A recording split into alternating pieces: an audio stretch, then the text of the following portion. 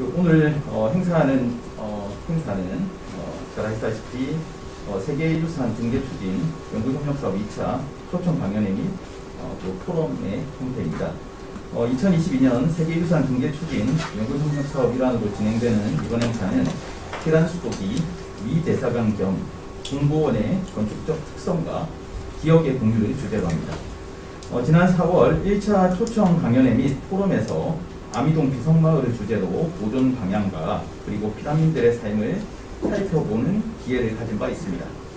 이번에는 전쟁의 갑작스러운 발발에 대응하여 긴급하게 활용된 외교 관계의 기구로서 한국 전쟁을 둘러싼 미국 및 국제기구 사이에 외교 활동이 이루어지고 피라민들에 대한 국제 원조 논의가 이루어진 부산 근대 역사관을 살펴보는 기회를 갖고자 합니다. 부산 근대 역사관은 동양 석식회사 부산 지점으로 건립된 이래 피란 시기를 거쳐 정전 이후에는 미 문화원으로 활용되고 이를 미국으로 반환받은 후에는 근대 역사관으로 개관하는 등 역사를 가지고 있습니다. 그리고 현재 부산 근현대 역사관에 새롭게 단장해서 개관되고 리모델링이 이루어지고 있습니다. 이에 건축유산의 관점에서 구조적 특성을 살펴보는 강연과 부산 근대 역사관에서 어떤 기억들이 공유되었는지를 함께 살펴보는 시간을 갖고자 합니다. 20분 정도의 강연을 들으시고요. 그리고 이후에는 종합토론의 순서대로 토론자 한 분씩 말씀을 듣고 다시 답변하는 형태로 진행을 하고자 합니다.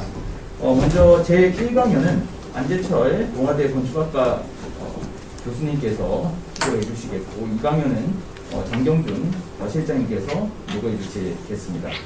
먼저 제1강연으로 동아대 건축학과에 재직하셨고 지금은 스튜디오 오감도에 대표로 계신 안재철 대표님께 발표를 먼저 부탁드리겠습니다. 예, 부탁드립니다.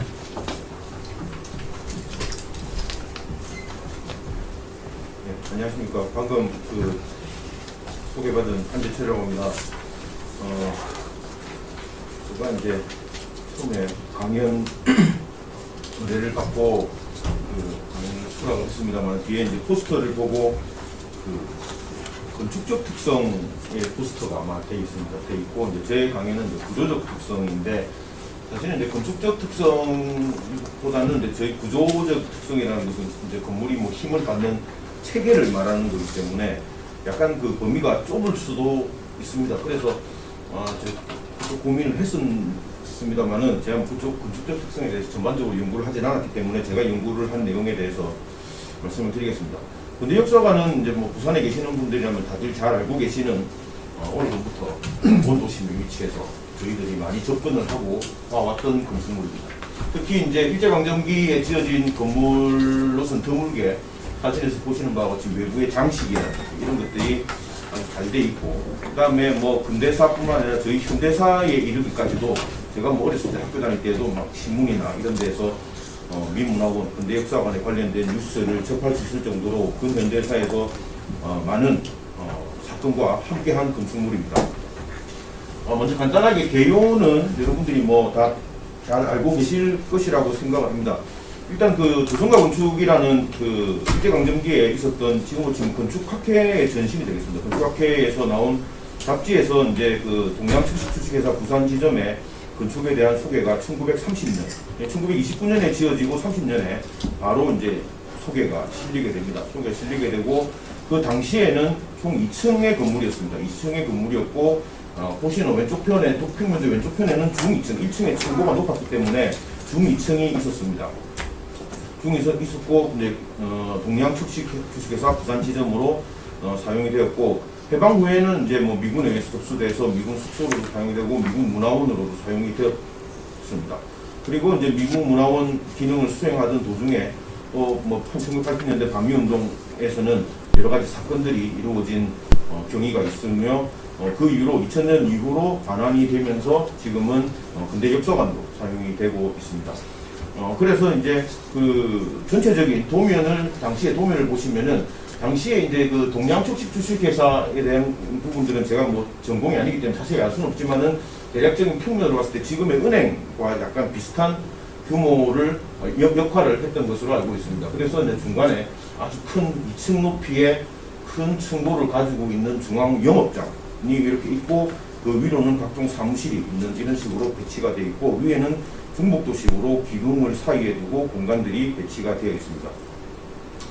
공간의 변화와 구조의 변화를 함께 이렇게 바라보도록 하겠습니다. 동양척식주식회사 건물은 말씀드린 바와 같이 이런 그 대공간을 가지는 건물로 이렇게 이루어져 있기 때문에 지금 저희가 이제 건물을 바깥에서 이렇게 보면은 사실은 잘 알 수 없는 구조가 내부에 이렇게 숨겨져 있습니다. 그 가장 큰 특징이 뭐냐면은 지금 저희가 이제 뭐 많은 건축물을 경험을 해보셨겠지만은 보통의 건축물은 특수한 건축물이 아니고서는 한 가지 구조로 이루어집니다. 철근 콘크리트 구조나 뭐 공장 같은 경우는 철골 구조나 뭐 이렇게 한 가지 구조로 이루어지는데 이 건물은 그렇게 규모가 크지 않음에도 불구하고 저희가 조사를 해본 결과 이쪽에 빨간색으로 되어 있는 부분은 철골 구조. 철골 구조. 그러니까 우리가 보통 교량이나 이런 것들을 그 당시에 많이 했었던 철골 구조로 되어 있고 그 위에 부분은 철골 철근 콘크리트. 그러니까 철근 콘크리트 구조물 안에 철골을 묻어가지고 만드는 그 당시로는 신공법이 이루어졌습니다. 그리고 그 왼쪽의 좌측과 우측 부분에는 철근 콘크리트 건물이 이루어져 있습니다. 이렇게 한 건물 내에서 다양한 구조가 이렇게 결합된 경우는 저도 이제 뭐 부산에서 근대 건축에 대한 건물들을 뭐 몇 개씩 이렇게 보기는 봤습니다만은 거의 이 건물이 유일하지 않나 이렇게 생각이 들고 이제 다른 뭐 일본에 있는 건물이라든지 한국에 있는 다른 동양식 주식에서는 제가 뭐 보지를 못했지만은 이런 구조적인 특성만 보더라도 과연 어떤 경위가 있었기 때문에 1929년에 신축된 건물이 이러한 독특한 구조를 가지게 됐는가 하는 것들을 조명을 하게 되었습니다. 먼저 이제 이렇게 구조가 된 것들은 제일 첫 번째로는 요 밑에 영업장 공간이 기둥이 없이 뚫린 탁 트인 공간이 필요로 했기 때문에 거기에 대한 고민이 이 건물에는 가장 많이 이루어졌습니다. 그 외에는 뭐 일반적인 사무 공간이나 이런 부분하고 비슷하기 때문에 기존 건축물을 했는데 그렇게 만들어진 경위를 이렇게 한번 살펴보니까 일단은 1924년에 관동 대지진이라는 지진이 일본에서 이제 엄청나게 큰 피해를 받게 됩니다. 그 받게 되다 보니까 그 이전에 일본이라고 하는 지진이 많이 발생을 하는 나라가 1900년도 전인가 후인가는 제가 잘 모르지만 미국에 이제 샌프란시스코 대지진이 생기고 그때 이제 미국에서 최신의 철근 콘크리트 건물이 지금 우리가 알고 있는 이형 철근이라고 하는 울퉁불퉁한 철근을 사용을 해가지고 콘크리트로 집을 지으니 내진 성능이 아주 우수하더라 라는 지식을 이 사람들이 얻게 됩니다. 그렇게 하고 나서부터 이제 근대기 초기에 철근 콘크리트라는 구조가 엄청나게 많이 이제 모든 건축물에 적용이 되게 되는데 그 상상력이 약간 과하게 됩니다. 과하게 되면서 이게 울퉁불퉁하면은 콘크리트하고 부착력이 좋으니까 잘 부착이 돼서 지진에 강하겠다 하는 생각이 이쪽에 사진에서 뭐 자세히 이렇게 나타나 있지만은 이 관동 대지진의 사진에서 이제 볼 수 있는 모습인데 너무 철근을 울퉁불퉁하게 만들었어요. 너무 철근을 울퉁불퉁하게 만들어가지고 콘크리트가 이 사이에 들어가지를 못해가지고 오히려 철근하고 콘크리트가 따로 노는 결과를 낳게 됩니다. 그래서 이제 일본에서는 1924년 이후로 갑자기 이제 큰일 났다. 이제 철근 콘크리트에 철근을 울퉁불퉁하게 하면 안 되겠다 이래가지고 다시 매끈한 원형 철근으로 돌아가게 됩니다. 그래가지고 이게 1950년인가 이후에 조금 더 공학적 지식이 쌓이고 나서 어떤 지금 현재 쓰고 있는 정도의 적당한 울퉁불퉁한 철근을 쓰자라고 하는 게 되는데 그렇다면은 1924년에 관동 대지진이 생기고 나서 근 한 20년, 30년 가까이를 이 앞에 있었던 구조적 공학적 이게 근대라고 하는 것들은 새로운 공학적 지식을 알게 돼가지고 인간이 높은 건축물을 거대한 건축물을 짓게 되는 게 가장 큰 특징이라고 할 수 있는데 그게 다시 역행하는 효과가 과도한 철근에 대한 신뢰에 대한 것으로 사고가 나게 되면서 이제 이 시기가 지금 이제 그런 뭐 근대 역사관의 기록은 남아 있지 않습니다만은 지금 이제 역으로 생각을 해보면 이때가 24년에 관동 대지진이 생기고 불과 한 3, 4년 이후에 설계가 이루어졌기 때문에 특히 동양척식 주식회사라면은 민간 건축도 아니고 거의 일본 정부에 의한 공공적인 건축의 성격을 띠기 때문에 갑자기 빨리 철근 콘크리트 건물은 이제 지진에 위험하다. 그러니까 뭔가 조심할 것이라는 지침까지는 저희가 뭐 발견하지 못했지만은 어떤 건축 구조의 설계상의 그런 부분이 강하게 작용하지 않았는가 하는 것들이고 그 다음에 이제 철골 구조라고 하는 것들은 그 당시에만 하더라도 이제 공장이라든지 이제 뭐 용도딸이라든지 뭐 이런 교량 구조물에 주로 사용이 됐었는데 이렇게 이제 공학적인, 그러니까 사실 시공적인 측면에서 보면은 전혀 효율적이지 못한 구조입니다. 공사는 한 재료로 가지고 공부를 지어야지 가장 효율적인데 이 세 가지를 당시 했다라는 것은 그 당시에 이제 일본의 기술자들이 미국에서부터 막 들어오는 엄청난 구조적인 지식을 막 소화를 하다가 이것저것 여러 가지 구조적인 기술들을 여기에서 통째로 실험을 해본 케이스가 아닌가 생각이 들 정도로 아주 드문 케이스가 되겠습니다. 그렇기 때문에 오른쪽에 보시면은 그 다음 페이지를 설명하겠습니다. 그 다음 페이지를 보시면은 이게 이제 왼쪽에 이게 모델링을 한 모습입니다. 제일 왼쪽 그림이. 이게 모델링을 한 모습인데 이 부분에 있는 공간이 이제 영업장 공간입니다. 대공간이 되는데 요 위에를 이제 슬래브가 있고 요 위에 이제 위층에 기둥이 이렇게 있다 보니까 이게 이제 그 사람으로 치면 허리에 있는데 바로 이제 직접적으로 힘을 가하게 되는 그런 역할을 하게 되니까 이게 일반 건물을 짓게 되면은 도가 엄청나게 커져야 되는 문제가 발생을 하게 됩니다. 그렇기 때문에 이제 이렇게 위에 기둥이 위에서 누르는데 이 기둥이 뭐 구조를 모르셔도 이 그림만 보더라도 여기서 누른다 치면은 엄청나게 이게 휘려고 하는 휘모멘트가 이렇게 작용을 하게 되기 때문에 이 부분을 이제 철골 전이보, 그러니까 우리가 지금도 이제 주상복합 건축물이라든지 하부에 있는 건축물과 상부에 있는 건축물이 구조 시스템이 다를 때 중간에 전달하는 역할을 하는 게 전이보라고 이야기를 하는데 이 전이보가 이 가운데서 힘을 받아주는 역할을 하기 때문에 여기에서는 철골 부재가 사용이 되고 이 철골 부재는 오른쪽에 보시는 바와 같이 판형보, 아주 큰 하중을 부담할 수 있는 판형보, 오른쪽에 사진을 제가 그때 조사 중에 뭐 건물을 뜯으면서 조사를 할 수 없기 때문에 조금만 틈으로 사진을 찍다 보니까 사진 상태가 열악합니다만은 판형보하고 이렇게 트러스 형태로 만들어진 격자보 이런 것들이 사용이 되고 있습니다. 그러니까 지금도 우리가 건축을 하면은 H빔이라든지 아예 H자 모양이라든지 I자 모양으로 균일하게 아예 재료가 만들어지지만은 그 당시에는 뭐 소규모의 H빔이나 I빔은 나왔지만은 이런 것들이 없었기 때문에 이 보드를 다 조립을 해서 만들었습니다. 이런 것들은 이건 이제 영도다리의 도면입니다만은 영도다리에도 그대로 이렇게 판형보하고 조립 격자보가 이렇게 사용이 된 구조와 동일한 것들이 근대 역사관 안에 들어있다 이렇게 알고 계시면 되겠습니다. 그 다음에 이제 철골철근 콘크리트 구조인데 이 철골철근 콘크리트 구조가 이게 이제 관동 대지진 이후에 이 콘크리트의 단점과 철골의 휘어지는 단점을 보완하기 위해서 사실 이거는 일본에서 독자적으로 개발한 기술입니다. 개발을 해가지고 이 콘크리트 구조물 안에 철골 부재가 이렇게 들어가가지고 감싸기 때문에 단일한 콘크리트 부재로 하는 것보다 훨씬 부재를 작게 만들 수 있고 그 다음에 철골 부재를 했을 때보다 지진이나 이런 것들이 발생했을 때 변형이나 이런 것들이 발생이 줄어드는 역할이 있었기 때문에 관동 대지진 이후에 아주 급속도로 빠른 속도로 이렇게 활용이 많이 되었던 구조입니다. 그리고 이제 그 1차 변화가 나타나게 되는데 1972년 이전으로 추정을 하고 있습니다. 앞선 도면에서 보시면은 1층 부분이 2층의 바닥 부분이라고 해요. 2층의 바닥 부분이 이만큼이 오픈이 되어 있는 형태였습니다. 오픈이 되어 있는 형태였는데 요때 미문화원으로 바뀌면서 요 X로 된 부분하고 요 부분을 제외하고 전부 다 2층을 만들게 됩니다. 그러면서 이제 처음에는 2층짜리 건물이 3층짜리 건물로 바뀌게 됩니다. 바뀌면서 이제 오픈된 대부분의 공간 중에서 출입구가 있는 부분하고 요 부분만 제외를 하고 철골 구조로 앞에 일제시대 때 만들어졌던 거하고 거의 동일한 구조인 철골 구조로 시공이 되어 있습니다. 근데 이제 이 시기가 72년도에 경찰청의 도면에서 이게 바뀐 것을 확인을 할 수 있었는데 저희가 보니까 이때 당시에 이 리벳 접합이라고 하는 거 쇠를 달고 가지고 망치로 두드려 가지고 둥그런 대가리를 만들어 가지고 고정을 시키는 이 리벳 접합이라고 하는 게 건축에서는 한 1960년대 중반 요때까지 이렇게 사용이 되고 그 이후로는 거의 사용이 안 됐기 때문에 이 공사가 이루어진 것들은 이제 그 시기점이 아닌가 이렇게 생각합니다.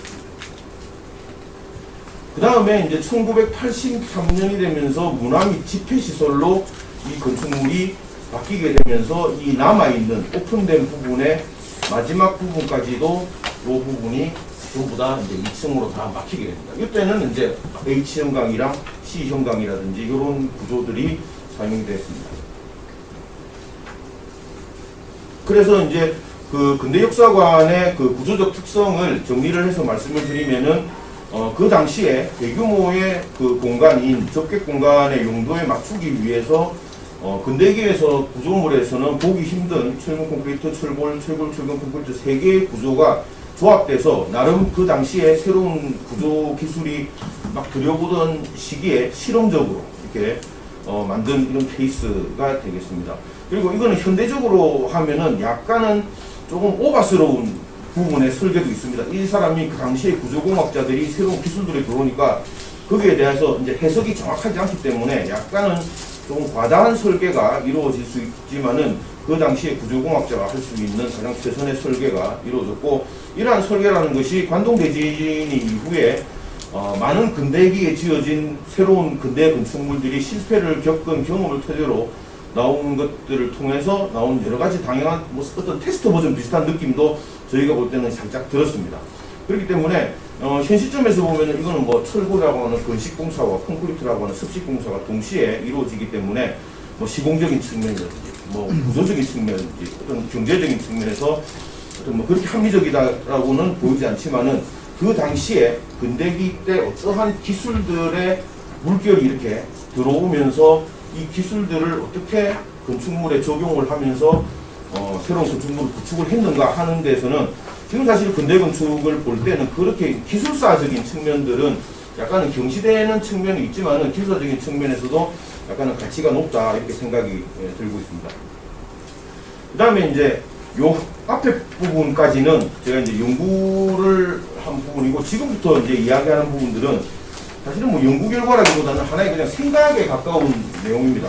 그러니까 이제 저는 이제 구조나 공학을 오랫동안 연구를 해왔기 때문에 이쪽의 가치에 대해서 이제 뭐 보존이라고 한다면은 그렇지 않습니까? 이제 일단 가치 요소가 명확해야지, 이게 그대로 동결 보존을 하지 않는 다음에는 가치 요소가 명확해야지 이제 보존을 할 수 있다라고 생각을 하는데, 그러면은 이런 기술에 대한 가치는 그럼 어떻게 볼 것인가 하는 것들을 생각을 해봤습니다. 그 보시는 것은 그 미츠모토 건물인가요? 하여튼 미츠모토 건물, 미쯔이인 것 같습니다. 미쯔이 건축물의 해체 과정에서 이제 그 노동자들, 기술자들이 철골 구조물 위에서 이렇게 사진을 찍은 모습입니다. 당시에 뭐 미국도 마찬가지고요. 그 근대기라고 하는 것들이 새로운 기술자들이 뭐 쉽게 말하면은 뭐 뉴턴이 사과 하나 떨어진 거 가지고 지구의 원리를 마치 깨달은 것처럼 사람들이 이제 여러 가지 과학 기술에 대한 것들을 깨달으면서 제가 볼 때는 인류 역사상 가장 건방졌던 시기, 그 건방졌던 시기에 모든 것들을 만들고 구축을 할 수 있었던 시기라고 이제 생각을 할 때, 자기들이 만들어낸 어떠한 대형 구조물 위에서 이제 이렇게 사진을 찍는 모습들을 그 당시 사료나 이런 데서 많이 볼 수가 있었습니다. 흡사 저는 이런 것들하고 조금 비슷하다고 생각을 했습니다. 뭐 이렇게 호랑이나 이런 것들 대형 어떤 사냥감들을 마치 잡아있던 그런 인간의 힘이 어느 정도 힘을 초월하고 있다는 것들을 보여주는 그런 장면이라고 생각이 드는데, 영도다리에서도 뭐 마찬가지고요. 그래서 이제 근대라고 하는 시기를 저희는 이제 공학을 하는 입장에서는 과연 어떤 시기인가 하면은 어떤 산업혁명, 기술혁명 이런 것들로 인해서 어떤 과학기술의 발전에 의해서 이제껏 보지 못했던 엄청난 변화를 겪은 시기. 그렇기 때문에 그 당시에는 뭐 영도다리가 올라가는 그죠? 뭐라고? 톱니라고. 이런 구조물이라든지 이런 것들로부터 엄청난 인간의 힘이 창출을 할 수 있는 그런 시대가 이제 비로소 열린 것들이고, 지금도 사실은 영도다리가 들려 올려지면은 사람들이 모여서 볼 정도로 엄청난 장관을 이루지만은 이게 불과 1930년대에 모든 건축물의 높이를 초월하는 저런 구조물들이 세워졌다라고 하는 것들은 그 당시에 이제 근대기의 과학과 기술이 만들어낸 엄청난 충격이라고 볼 수가 있습니다. 멀리서도 보이는 이런 모습들. 그런 것들을 우리가 보통 뭐라고 하냐면 노궁이라고, 저도 이제 전공은 아닙니다만은 이게 어떤 가치를 가지고 어떤 영향을 가질까라고 이렇게 찾아보다 보니까 어떤 현실성을 의심하게 만드는 낯선 것, 이 노궁이라는 것들이 이제 만들어지게 됩니다. 그러면은 이제 인류에서는 이제 우리도 지금 뭐 저희가 살아오면서 수많은 과학 문명들이 저희를 이제 스쳐 지나갑니다. 스쳐 지나가고, 저희가 이제 이거는 공학을 하는 사람의 입장에서 하는 부분이기 때문에 실제로 잘 맞는지는 잘 모르겠습니다만은 어떠한 기술들이 오랜 시간 동안 만들어지게 되면은 이런 것들을 저희는 이제 뭐 기술사에서 이제 문명사라고 이렇게 이야기를 하고, 이 문명사가 이제 오랫동안 가치가 지식되고 사람들에게 공감을 이루어주면은 이제 보통 저희는 문화사라고 이렇게 이야기를 많이 하게 됩니다. 그렇게 봤을 때 이 왼쪽에 있는 것들은 과거에 만들어진 이른바 말하는 인간의 힘을 초월하는 구조물이라고 할 수도 있고 뭐 그렇습니다. 구조물이고, 요 오른쪽에 있는 것들은 지금 현대에 보이고 있는 어떤 인간의 힘을 초월하고 있는 구조물입니다. 과거에는 뭐 이런 것들을 보면은 뭐 불을 잡아먹고 달리는 귀신이니 이런 이야기도 했고요. 그죠? 그런데 지금은 우리가 이제 전차를 복원한다라는 말과 함께 이렇게 이야기를 하면은 오히려 과거에는 이게 엄청난 과학기술의 발전이고 때로는 낯선 것이고 때로는 공포를 나타낼 정도로 인간의 한계를 넘어서는 어떤 이런 것들이 현대의 구조물과 비교를 해보면 이때는 오히려 지금은 약간 또 좀 귀여운 측면이 있는, 그 귀여운 측면이라고 하는 것들은 이때 당시에 기술은 발달했으나 생산이라고 하는 것이 인간이 한계를 가집니다. 그 다음에 인간이 가질 수 있는 힘도 한계를 가지기 때문에 결국은 휴먼 스케일에 맞는 부재를 제작한 다음에 이거를 끊임없이 조립을 하는 과정에서 만들어지기 때문에 지금 사실 뭐 이때의 영화가 뭐 1980년대 초반 이렇게 만들어져가지고 엄청난 공포를 지어진 대상이라고 한다면은 지금 이걸 보면은 어떻게 뭐 엔진하고 뭐 핵이나 이런 것들 하면은 만들 수 있겠다 정도가 이제 돼버린다. 그러면은 새로운 문명 앞에서 우리가 그런 과거에 있었던 것들이 과거에 낯설고 엄청난 스케일의 구조물들이 이제는 약간 친숙한 구조물로 이렇게 바뀌어가는 현상들이 최근에 어떤 여러 근대 건축들이 예전에 그렇게 보존 운동을 하자고 했을 때도 잘 안 되던 것들이 갑자기 카페라든지 이런 거에서 마치 거대한 한 시대의 문명이 지나간 듯한 공간에서 커피를 마시고 하는 것들이 지금은 일부러 가짜로 창고 비슷하게 만들어내려고 할 정도로 붐을 일고 있다라는 것이 과연 이 저희 연구진들이 생각하는 가치와 일반 사람들이 생각하는 가치를 보는 관점들이 많이 다르지 않은가 이렇게 생각을 합니다. 그리고 그런 것들에서는 제가 볼 때는 과거에 만들어졌던 이 구조체들, 엄청난 규모를 자랑하지만은 결국 인간이 하나하나씩 조립을 해서 만들어낸 이 구조체가 만들어내는 풍경들도 거기에 분명히 일조를 할 것이다 이렇게 생각을 하고 있습니다. 그리고 이제 최근에 왜 이런 것들에 대한 가치가 이야기가 되고 있는가라고 하는 것들은 여러 신문이나 언론을 통해서도 많이 이야기가 되고 있습니다. 어떤 시대가 경제성장기를 지나면서 약간은 지금 이제 쇠퇴기 또는 정체기에 있으면서 과거에 있었던 화려한 시장이라든지 이런 것들과 달리 정직하게 어떤 물건들을 생산을 해냈던 인간이 그래도 나름 기계의 문명과 인간의 문명이 가장 잘 뭔가 합심을 해서 조화를 이루었던 그 시대의 풍경들이 지금은 약간 향수를 안고 있는 그런 풍경으로서도 사실은 소비가 되고 있습니다. 그리고 뭐 곧 끝날 것처럼도 보이지만은 이게 언제까지 갈지는 모르겠지만은 그렇기 때문에 그 문화와 함께 지금 근대 건축이 사실은 부산에서 그 전에 보존 의식이라든지 이런 것들이 많이 없었는데 그래도 수명을 조금씩 더 이어서 가고 있지 않은가 이렇게 생각을 하고 있습니다. 완벽하게 만들어진 작품을 보통 이제 천이무봉이라고 합니다. 하늘에서 만든 옷은 바느질 자국조차도 없다 이런 뜻이죠. 그죠? 반대로 말하면 인간이 만들어진 옷 또는 뭐 인간이 만들어진 건축물들은 그죠? 분명히 다를 수밖에 없습니다. 이 왼쪽을 보시면은 사실 연구는 아니기 때문에 이걸 말씀을 드려야 되나 모르겠는데 도움이 되지만은 하나님이 가라사대 빛이 있으라. 하나님이 정의를 내립니다. 그죠? 정의를 내리면은 중간 과정이 없습니다. 하나님이 의도를 가지고 완성이 됩니다. 그죠? 근데 인간이라고 하는 것들은 의도를 가지게 되면은 구상을 하고 계획 설계를 하고 재료를 만들고 시공을 하고 완성을 하는 단계를 거치게 됩니다. 그렇기 때문에 하나님이 만든 또는 신이 만든 것들은 의도만 있으면 바로 완성이 되기 때문에 그 자체로 완전함을 저희는 항상 칭송을 하게 됩니다. 하나님이 만든 작품에는 완전함을 칭송을 하지만은 인간이 만든 것들은 여러 가지 결함, 그죠? 그 다음 이 사이에서 생기는 여러 가지 그 어떤 느끼는 매력이라고 한다면은 그 당시의 시대적 상황 속에서 어떻게 구조물들을 구축을 하고 만들어 왔고 하는 그 한계성을 하나하나 넘는 과정이 아닌가 이렇게 생각을 하고 있습니다. 그렇기 때문에 이제 최근에 이런 근대 건축물들에 대한 재료라든지 구조라든지 이런 부분들이 그 자체로 하나의 풍경으로서 이제 많이들 각광을 받고 있고요. 근데 반면에 이제 요거는 이제 조금 뭐 건축계로서는 씁쓸한 이야기지만은 청자 빌딩을 리모델링을 할 때 요 부분들이 이제 벽돌조가 자아내는 어떤 조적조의 풍경이 그래도 나름 아름다웠던 건물인데 현실의 내진 구조에 맞지 않으니까 앞부분에 철근을 다 배건을 해가지고 이제 이렇게 철근 배건 내진벽을 만들어가지고 그때 당시에 언론상에서 그 엄청나게 이야기가 많이 됐던 부분. 물론 뭐 구조회사 입장에서는 구조적인 성능을 현재적인 수준까지 보완을 하려면 어쩔 수가 없었다라고 이야기를 하겠지만은 조금 더 세심한 배려가 있어야 되지 않는가. 그래서 이제 거기에 관계되는 내용들을 보면은 요 원 강도가 이 건물이 지어졌을 때의 강도라고 한다면은 실질적으로 100년 정도 지나면 강도가 떨어지게 됩니다. 근데 실제로 우리가 원하는 강도는 한 요 정도까지 원하고 있죠. 지금 이제 계속 지진이 생기고 할 때마다 이 레벨, 원하는 레벨이라는 것은 계속 올라가게 되면은 다양한 방법들이 있습니다. 그 일본에 있는 수많은 문화유산이나 이런 것들을 보면은 요 정도까지 수준은 안 생기더라도 현 상태를 고정을 시키는 거. 아니면은 요 정도 수준까지 복원을 시키는 거. 아니면은 요 상태까지 올리면은 그것은 과연 원형 훼손인가. 이런 것들에 대한 논란들은 많이 생기고 있습니다. 특히 오늘 저는 이제 구조를 이야기를 하기 때문에 특히 그런 부분들이 더 중요할 것 같습니다.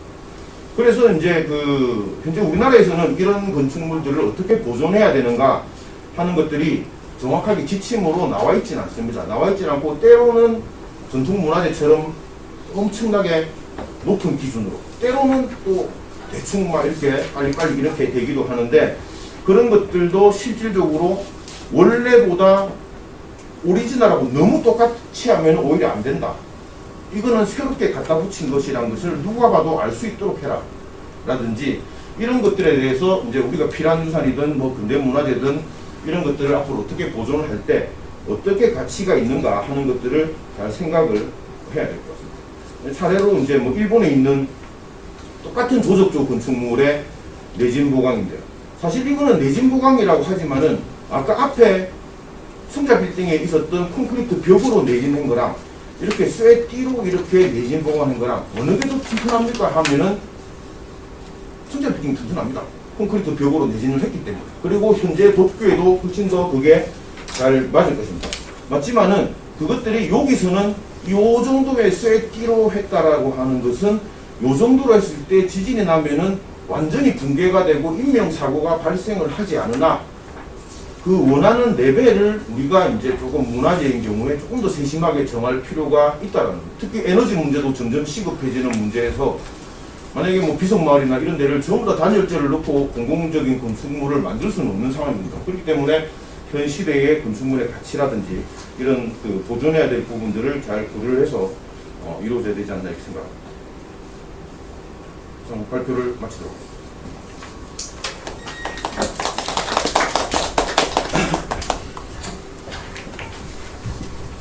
네, 교수님 감사합니다. 그 건축물의 구조적 측면에서 건축문화유산이 가치 보존의 방향을 잘 제안해 주신 발표였다고 생각이 듭니다. 네, 이어서 그 장경준 선생님의 발표를 좀 듣겠습니다.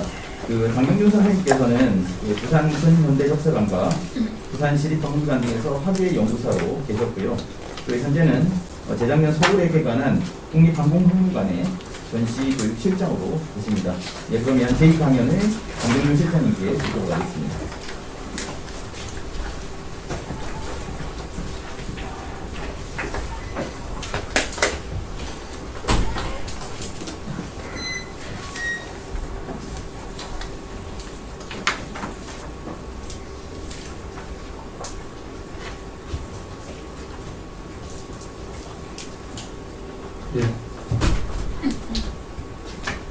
예, 반갑습니다. 저는 방금 소개받은 장경준이라고 합니다. 방금 소개해 주셨듯이 저는 이제 부산 근대역사관하고 굉장히 인연이 깊은데요. 먼저 2003년도 개관할 때 제가 작지만 개관 준비하는 일원으로 참여를 했었고 2004년부터 2009년까지 5년간 그리고 2019년도 1년간 해서 6년 동안 근무를 했습니다. 아마 또 가장 오랫동안 근무를 하지 않았나 생각이 들고 지금 이제 현재 한국은행하고 부산근대 역사관을 이제 부산 근현대 역사박물관으로 개편하는 작업을 하고 있는데 그 부분도 잠시나마 감당을 한 적이 있습니다. 그래서 저한테 이제 전화를 주셨는데 많은 선생님들이 계신데 제가 하는 게 적합한가 이런 생각을 해봤습니다. 그런데 방금 말씀드렸듯이 제가 그런 인연이 있어서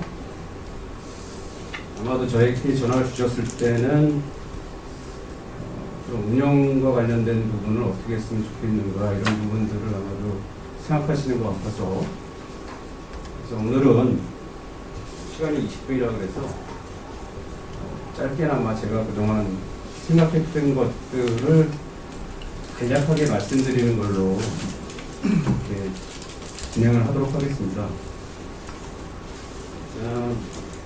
먼저 근대역사관의 연역이야 이런 것들은 익히 너무나 잘 알려져 있기 때문에 따로 또 별도로 말씀드릴 거는 없을 것 같고요.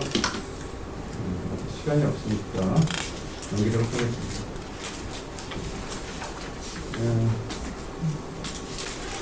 이 부분도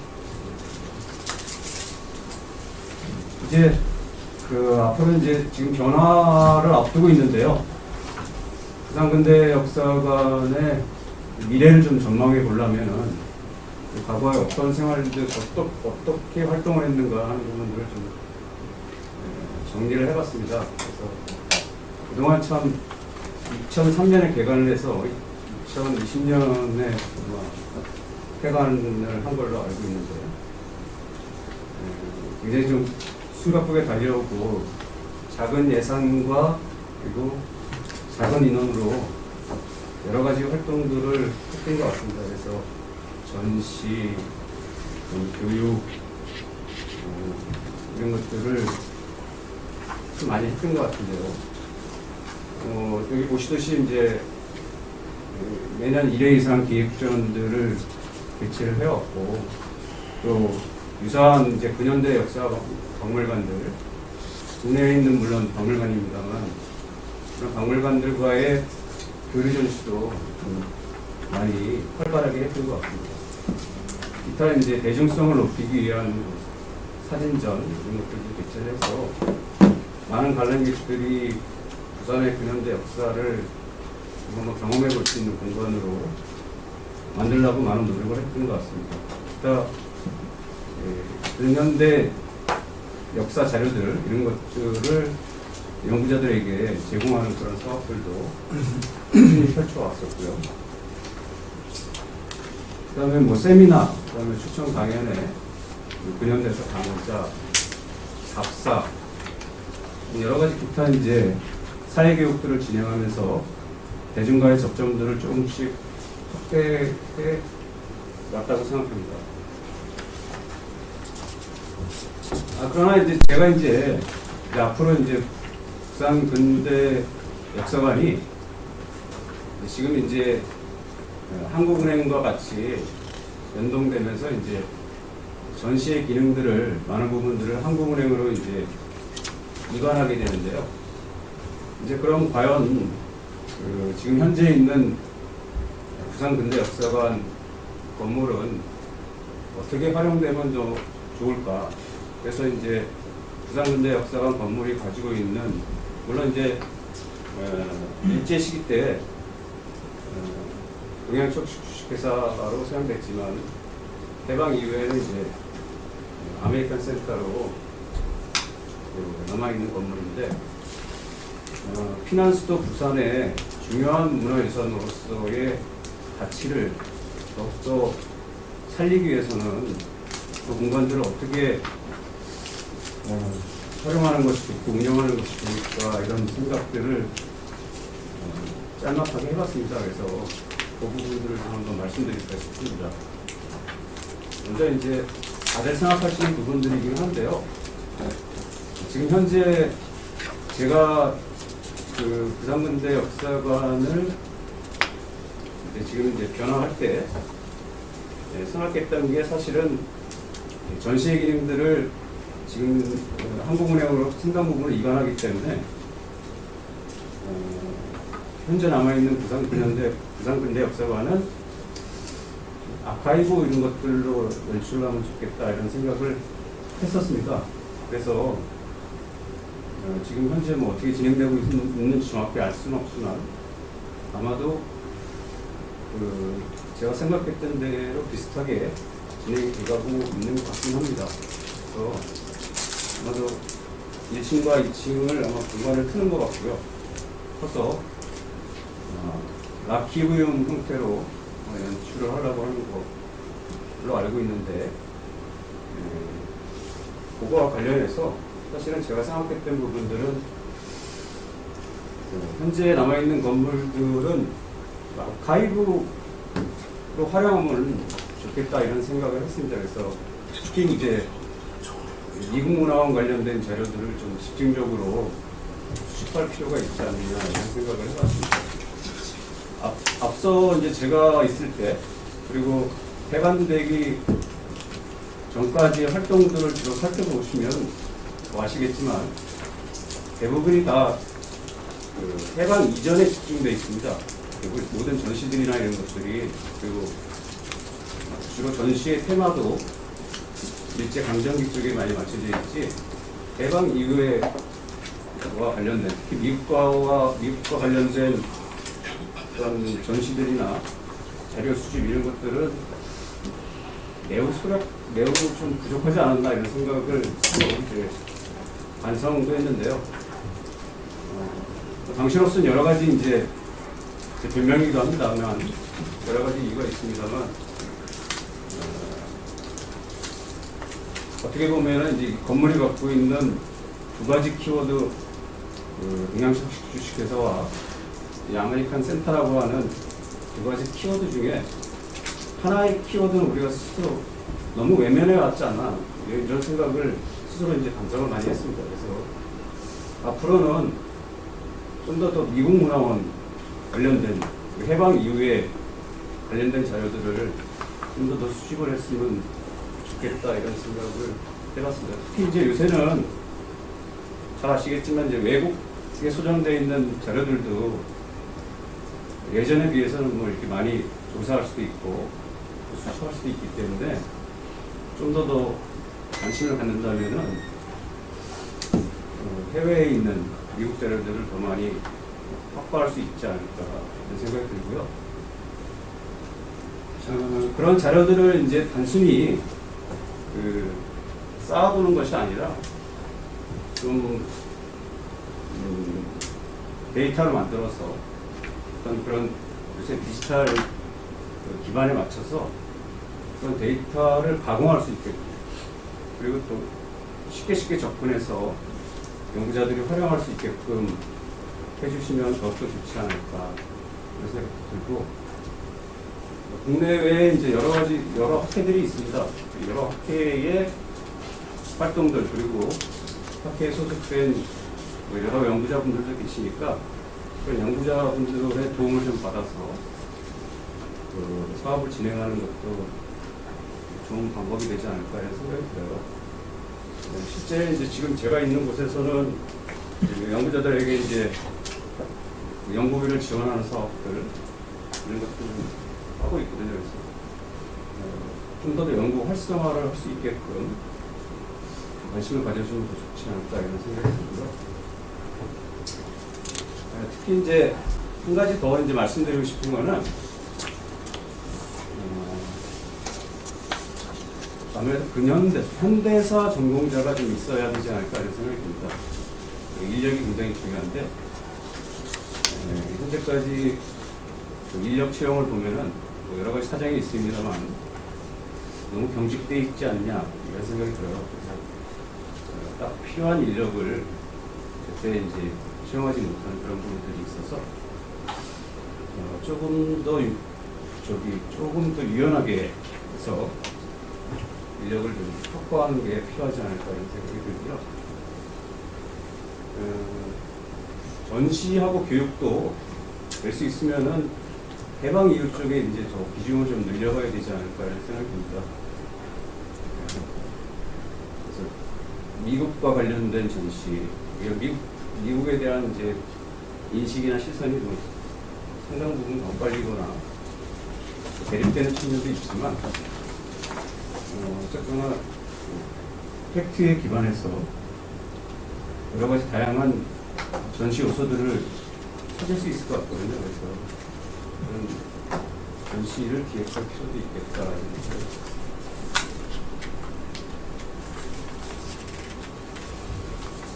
다음은 이제 그 협력 관계가 굉장히 중요하다고 생각합니다. 국내에 있는 기관들하고 협력하는 것도 중요한데요. 저는 사실은 지금 이제 글로벌한 시대가 됐기 때문에 특히 또 미국과 관련된 부분들이 있어서 좀 해외에 있는 기관들하고 적극적으로 교류할 수 있으면 좋겠다. 그래서 더 많은 좀 자료도 좀 확보하고 그에 따르는 이제 여러 가지 비용도 수반될 텐데 그런 비용들도 적극적으로 확보할 필요가 있지 않을까 이렇게 생각했고요. 다음은 이제 그 가장 중요하게 생각하는 게 사회공헌이라고 생각합니다. 지금 잘 아시겠지만 근대역사관이 이제 처음에 미국으로부터 우리한테 반환될 때도 그렇고 지금 이제 한국은행 만들 때도 역시 마찬가지인데요. 그 지역 주민들과의 인식차가 굉장히 큰 게 사실입니다. 그 일부 지역 주민들이나 그런 상인들께서는 이제 반대하시는 분들도 많고 그런 것 때문에 굉장히 좀 일이 지연되고 그런 부분들도 있었는데 처음에는 그렇게 생각했어요. 너무 상인들의 이기적인 생각 아니냐 이 생각을 했었는데 지금 이제 생각해 보면은 꼭 그렇지는 않은 것 같아요. 왜냐하면은 그분들이 나름대로 반대했을 때는 나름대로 반대하는 이유가 있다고 생각합니다. 그건 뭐냐면은 그동안 이제 우리가 저를 포함한 이제 우리가 제대로 그분들에게 어떤 정체성, 건물이 갖고 있는 장소성, 뭐 의 이런 것들을 전달하지 못했다는 거죠, 그분들한테. 그래서 왜 필요한지를 설득하지 못했기 때문에 그런 현상이 벌어진 거 아닌가 이런 생각이 듭니다. 그래서 앞으로 어쨌거나 그 지역에서 오로지 올곧게 피난스도 부산의 문화유산으로서 제 기능을 발휘하기 위해서는 지역 사회나 지역민의 협조가 반드시 필요하잖아요. 그런 측면에서 좀 더 지역 주민 속으로 다가갈 필요가 있겠다 이런 생각이 들어요. 그래서 안내에 있는 자료들도 이렇게 지역 주민들이 쉽게 볼 수 있고 문화행사 같은 걸 할 때도 될 수 있으면은 지역 주민들이 많이 참여할 수 있게끔 하는 그런 문화행사들을 만든다든지 특히 이제 그 장애인들도 좀 한번 생각을 하셔서 사회적 약자들도 좀 턱이 높지 않아서 편하게 찾을 수 있는 그런 시설들도 붙여주면 좋지 않을까 생각합니다. 참고로 말씀드리면은 저희는 이제 공항 쪽에 가까이 있는데요. 공항에 항공기가 뜨고 내리면서 이제 소음이 굉장히 심합니다. 그러다 보니까 이제 소음 피해를 당하는 주민들이 많은데 그런 분들을 위해서 소음 피해 지역 주민들을 위한 교육 프로그램을 따로 만들고 있습니다. 그리고 지금 올해는 이제 장애인의 편의를 증진하는 사업을 하고 있는데요. 지금 프로그램이 이제 발달 장애인들, 시각 장애인들, 청각 장애인들 세 부류로 나눠서 그분들이 쉽게 볼 수 있는 예산은 한 7억 정도를 저희가 쓰고 있습니다. 그래서 지역 주민 어쨌거나 지역 주민들이 가까이 올 수 있는. 그래서 우리의 우군이 됐을 때 우리의 역할을 제대로 할 수 있지 않을까 하는 생각이 듭니다.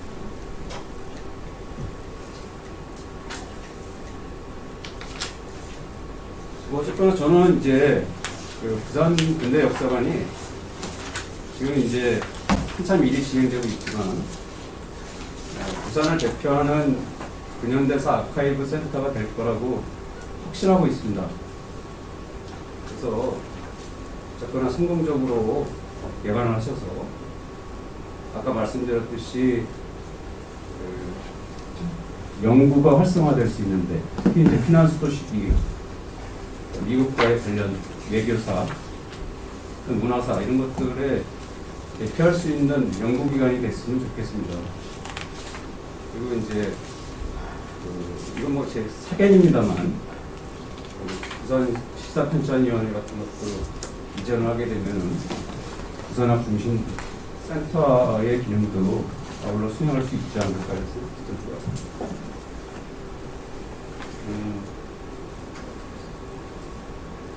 뭐 똑같이 아까도 말씀드렸습니다만 이제 어쨌거나 지역민들이 이제 어쨌거나 이 개관하게 되면은 부산근대 역사관이 진짜 없어서는 안 된다. 반드시 있어야만 되고 이것이 실질적으로 그분들 살아가는 데에 삶에 도움을 줄 수 있는 방향으로 그래서 그분들이 상권이 좀 더 활성화된다든지 그런 차원에서 본다면은 야간에 개장하는 것도 한번 검토를 해보실 필요가 있고 주말이나 이럴 때 관광객들하고 연계해서 할 수 있는 프로그램들 이런 것들도 한번 더욱더 적극적으로 한번 개발해 볼 필요가 있지 않겠냐 이런 생각이 듭니다. 그렇게 된다면은 아마도 나중에는 이제 지역사회나 지역민들도 예전과 같이 그렇게 반대하는 그런 여론들은 조금 수그러들지 않을까 그런 생각이 듭니다. 그 다음에 역시 이제 공공성이죠. 어쨌거나 부산시에서 운영하는 박물관으로서 위상을 좀 강화하고 정체성을 확립할 필요가 있다. 그래서 저는 이제 이게 만약에 왜냐면 우리나라에 지금 현재 특히 미문화원에 대한 연구가 거의 없더라고요. 미국 공무원에 대한 연구도 거의 없고요.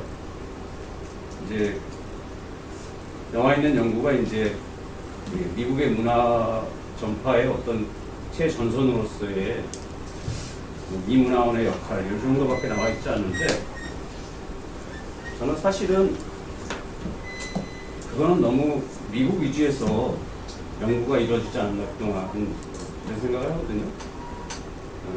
타자의 입장에서 한번 볼 필요도 있겠다 이런 생각이 들어요. 타자라고 하는 건 결국은 우리가 되겠죠. 그러니까 우리가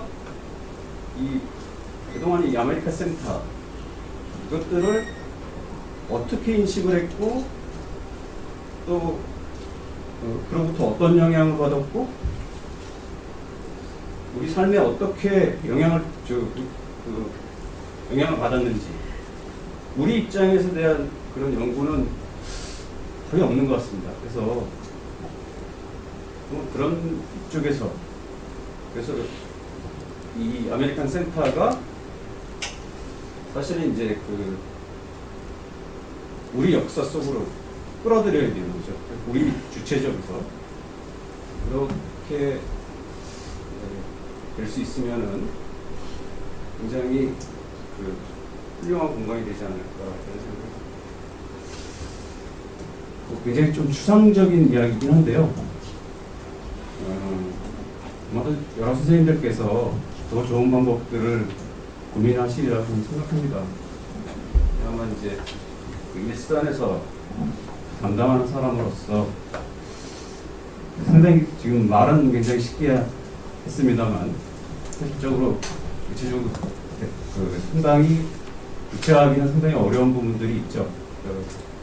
그럼에도 불구하고 여러 가지 이제 지금 뭐 계획 행보보다 좀 여러 가지가 수정이 되고 그러고 있습니다만 그래도 그 목표를 향해서 잘 나아갈 거라고 생각합니다. 그래서 항상 응원하고 있고요. 좋은 방향에서 해서 그야말로 우리나라의 미문화원, 미공보원 이런 것들 연구하기 위해서는 반드시 우리 부산근대역사관을 착지하면 안 될 게 하는 그런 중심이 됐으면 좋지 않겠나 하는 바람에서 자그마한 저의 생각을 한번 말씀드렸습니다. 네, 감사합니다.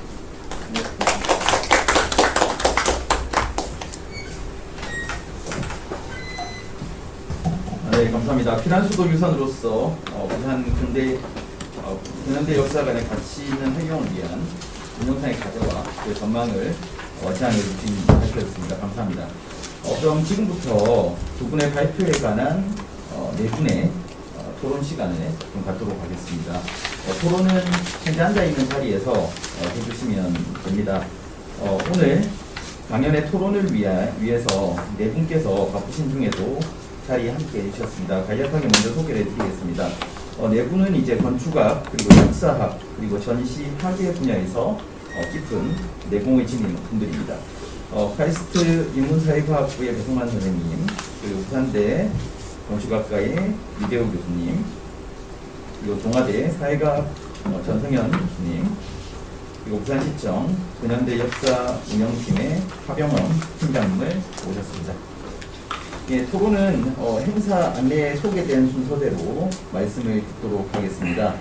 먼저 제1토론자로 배성만 선생님께 마이크를 넘기겠습니다. 먼저 일제 시기부터 해방 이후까지 한국 근현대 경제사회 분야에서 많은 연구 업적을 쌓으셨습니다.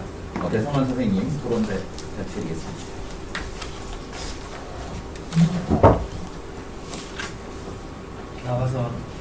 나갈까요?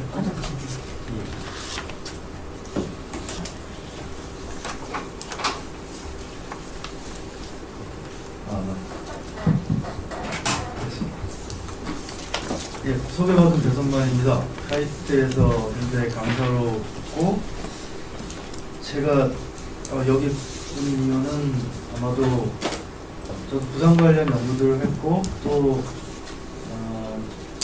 근현대 경제사 전공인데 그것과 관련해서 당신이 알고 있는 바로 조언을 좀 많이 해라 이런 것 같습니다. 근데 와서 깜짝 놀란 거는 발표하신 선생님께서 두 분인데 토론이 4명이어서 일단 좀 놀랬고, 그리고 사실은 저보다 훨씬 더 더 열심히 하고 계시고 훌륭한 연구 업적도 많으시고 전성현 교수님 계시기 때문에 좀 중복되지 않다는 생각도 들고, 그래서 생각한 게 전성현 선생님이 일제 시기를 주로 하셨고 저는 일제 시기도 좀 하고 해방유도 좀 하고 뭐 이런 식으로 해가지고 그렇게 해서 이렇게 나눠놨나 하는 생각을 했습니다. 근데 사실은 두 분의 발표를 들으면서도 계속 생각했던 것들은 뭐냐면, 그러니까 이 동척 건물이죠. 이 건물을 앞으로 어떤 식으로 활용할 것인가 라고 하는 측면들에 대한 부분이 있고, 그다음에 한편으로는 아까 서두에 사회자 선생님 말씀하실 때에 이 배경에 보면 이제 세계유산 등재 추진 관련 포럼이라고 하는 것도 있는 걸로 봐서 어쨌든 이 건물과 이런 부분들이 세계유산의 피난수도기입니까? 이거에 한정해가지고 세계유산 등재 추진하는 데 있어서의 어떤 역할? 이런 것들도 있는 거고, 그래서 상당히 좀 이게 좀 중첩되어 있는 듯한 느낌들을 갖습니다. 그래서 고민을 하다가 솔직하게 이런 부분들을 말씀드리는 게 공헌이 되겠다 하는 생각을 했습니다. 저에게 주어진 시간이 어느 정도 되는지 모르겠는데 하여튼 그렇게 오래 걸릴 것 같진 않고 하여튼 말씀을 드리면 제일 먼저 드리고 싶은 말씀은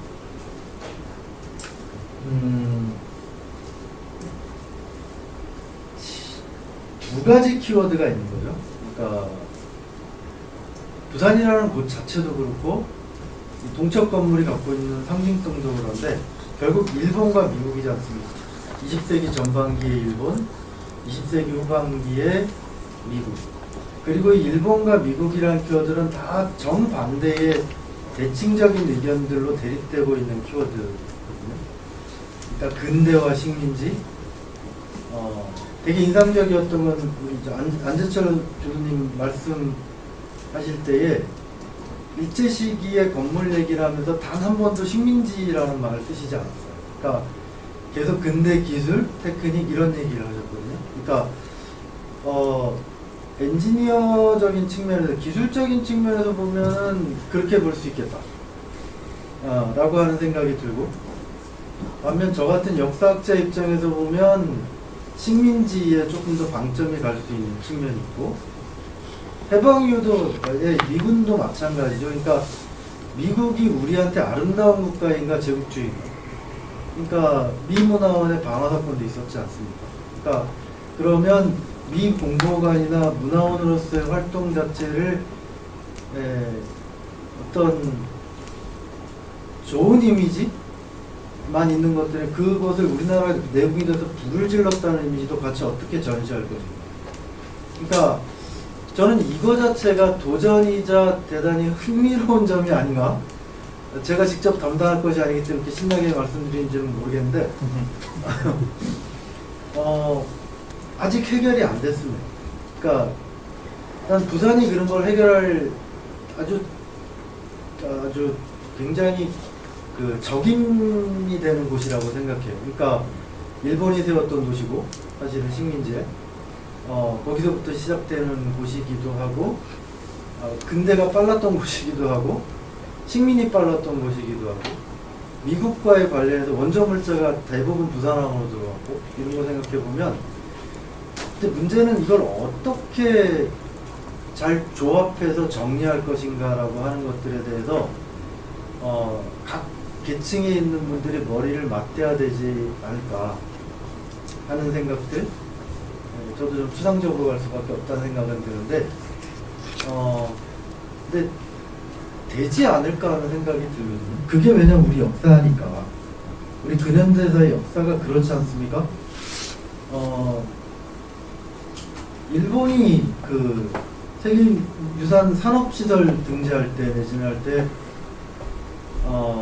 전시기 빼고 자신들이 메이주신했던 부분 딱 잘라가지고 했는데 사실은 거기에서 우리가 맹렬하게 비난하고 사실 역사학자에서는 말도 안 되고 역사를 그렇게 시간 어떻게 자르는 것도 없죠. 그런 거 생각해보면 똑같이 해서 쭉 연결해서 이 한 건물만 가지고도 한국은행 건물도 있습니다만은 전체적으로 얘기할 수 있는 방법들은 있다.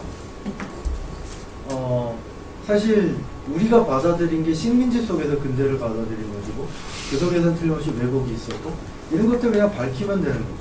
그리고 우리가 해방 이후에 미국의 어떠한 그 영향력을 받았다는 것도 사실이고 그 속에도 일정히 우리한테 긍정적으로 작용한 요소도 있고 자유주의가 들어왔다든가 민주주의에 대한 부분이라든가 그 다음에 현실적으로 경제적으로도 도움을 많이 받았고 한편으로는 뭐 그것과 관련해서 제국주의적인 요소들이 있고 하는 부분들도 역시 존재한 이런 부분들을 같이 이렇게 엮어서 충분히 자연스럽게 얘기할 수 있지 않을까 하는 생각들이 들고 그래서 무엇보다도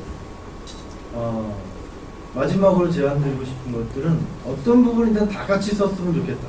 근대만 쓰지 마시고 식민지 근대 그다음 미국과 얘기할 때도 동시대에 같은 요소들이 존재하니까 그러니까 원조가 들어와가지고 우리가 배고픔을 해소해줬지만 산백산업이 발달해서 경제를 일정하게 왜곡시키고 부담을 준 측면들도 존재한다. 정경유착도 존재한다. 같이 얘기해도 충분히 이제는 가능하다. 우리가 어느 하나를 빼고 꼭 지금 저기 한진중공업 이제 바뀌었나요? 제 전공이도 하면 이제 HJ중공업인 걸로 바뀐 것 같은데 영도조선소요.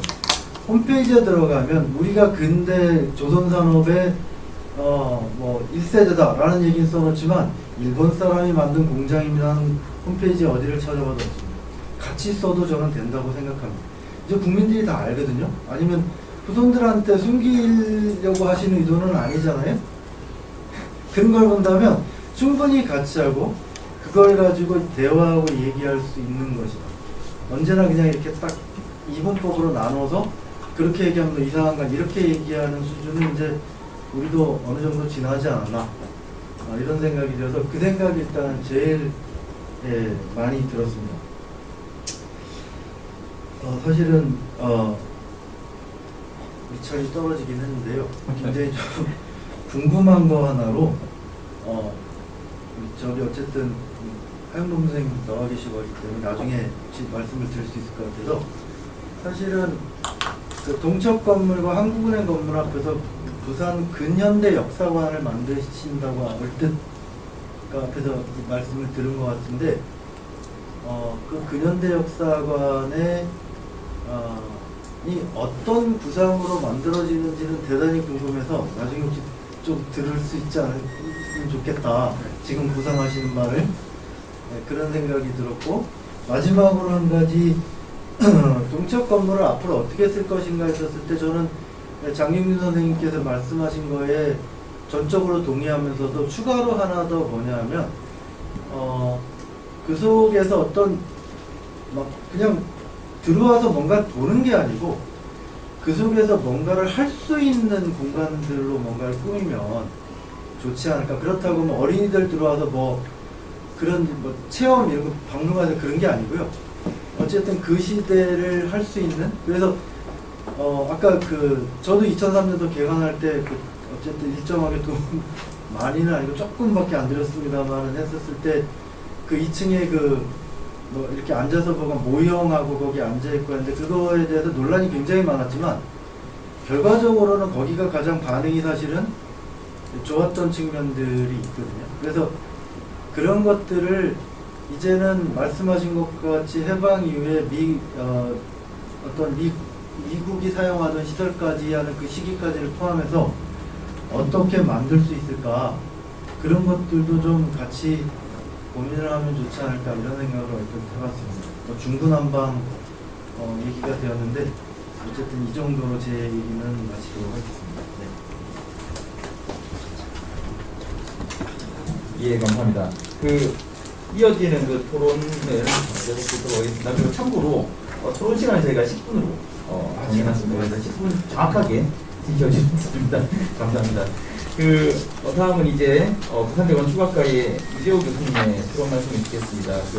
피란수도 부산유산과 관련해서 뒤에 토론해 주실 두 분과 함께 큰 도움을 얻어오겠습니다. 예, 부탁드리겠습니다. 네, 반갑습니다. 부산대학교 건축학과의 유지호 교수입니다. 이런 자리에 같이 함께 있어 영광스럽습니다. 앞에 백승만 교수님께서 좋은 말씀 많이 해주셨고요. 오늘 이 자리는 이제 안재철 교수님께서 이 시성을 활용을 위해서 기초적으로 이제 구조적인 거, 공간적인 부분의 말씀을 아주 연구를 잘 하시는 내용을 발표하셨고요. 장경준 선생님께서도 예전에 공부했던 경험을 바탕으로 이제 운영에 대해서 말씀을 해주셨습니다. 그래서 제가 볼 때는 지금 이제 부산이 피난수도 유산으로 유네스코 등재를 앞두고 정성기 선생이나 외국에 있는 6.25때 자료 이런 것도 구하고 있는 줄 알고 있습니다. 그래서 이제 이 문화유산은 일제강점기부터 이제 쓰는 말씀처럼 현대까지 일본 정부부터 현대까지 오고 있는데 그 두 가지 시간적 기억들을 가지고 있는 유산으로 생각합니다. 그래서 앞으로 이제 옆에 있는 한국은행 인접지는 근현대 도시 역사를 만드는데 여기 이제 부산 근대 역사관하고 어떻게 차별화하고 어떻게 연결을 할 건가 하는 문제가 있습니다. 그래서 거기에 대해서 아마 얘기를 하는데 이제 일단 제가 건축적으로는 아까 전에 장경준 선생님이 장애자나 접근성에 대해서 말씀하신 적도 있고 하니까 그 건물 사이에 이제 장애자 시설을 건물 안에 붙일 수는 없으니까 이제 유리로 된 브릿지를 만들고 거기 이제 장애 시설을 하면 이 두 개가 공간이 연결될 수 있지 않나 이런 생각이 듭니다. 그래서 그 연결하면서 양쪽 다 공간을 분리된 게 아니고 하나의 이제 공간으로 쓰면 어떻겠나 하는 생각이 들고요. 그다음에 이제 그 공간은 뭐 연구 기능이나 교육 기능이나 자료 수집 기능이나 전시 기능을 가지겠지만 부산하게 또 연구 메커가 될 수 있으면 좋겠습니다. 부산학 플러스 연예적 경제하는데 중심축이 되면 좋겠다는 생각이 들었습니다. 그리고 이제 그 주변의 근대 거리하고 같이 연결을 하면 더욱더 기억의 공간으로 더 남을 수 있을 것 같고요. 또 그 주변에 또 소화장 청풍장이라는 또 주거 문화유산들이 있습니다. 그 부분도 근대 생활사박물관으로 좀 쓰면 좋겠는데 그 재건축이 일어날지 어떻겠지 모르지만 그까지 연결한다면 좋겠고요. 특히 소화장 청풍장이 예전에 동양측식회사의 자회사인 조선 도시경영회사가 있었는데 도시적 그 경영회사는 주로 부동산을 다루는 그런 회사였다고 알고 있습니다. 그 직원들이 청풍장에 살았다고 이야기를 듣고 있어서 조금 더 연계가 되지 않을까 생각합니다. 그 다음에 이제 PPT를 안지철 교수님 발표하신 PPT를 보고 좀 구조적으로 좀 건축이니까 궁금한 점에 대해서 좀 이야기를 하고자 합니다.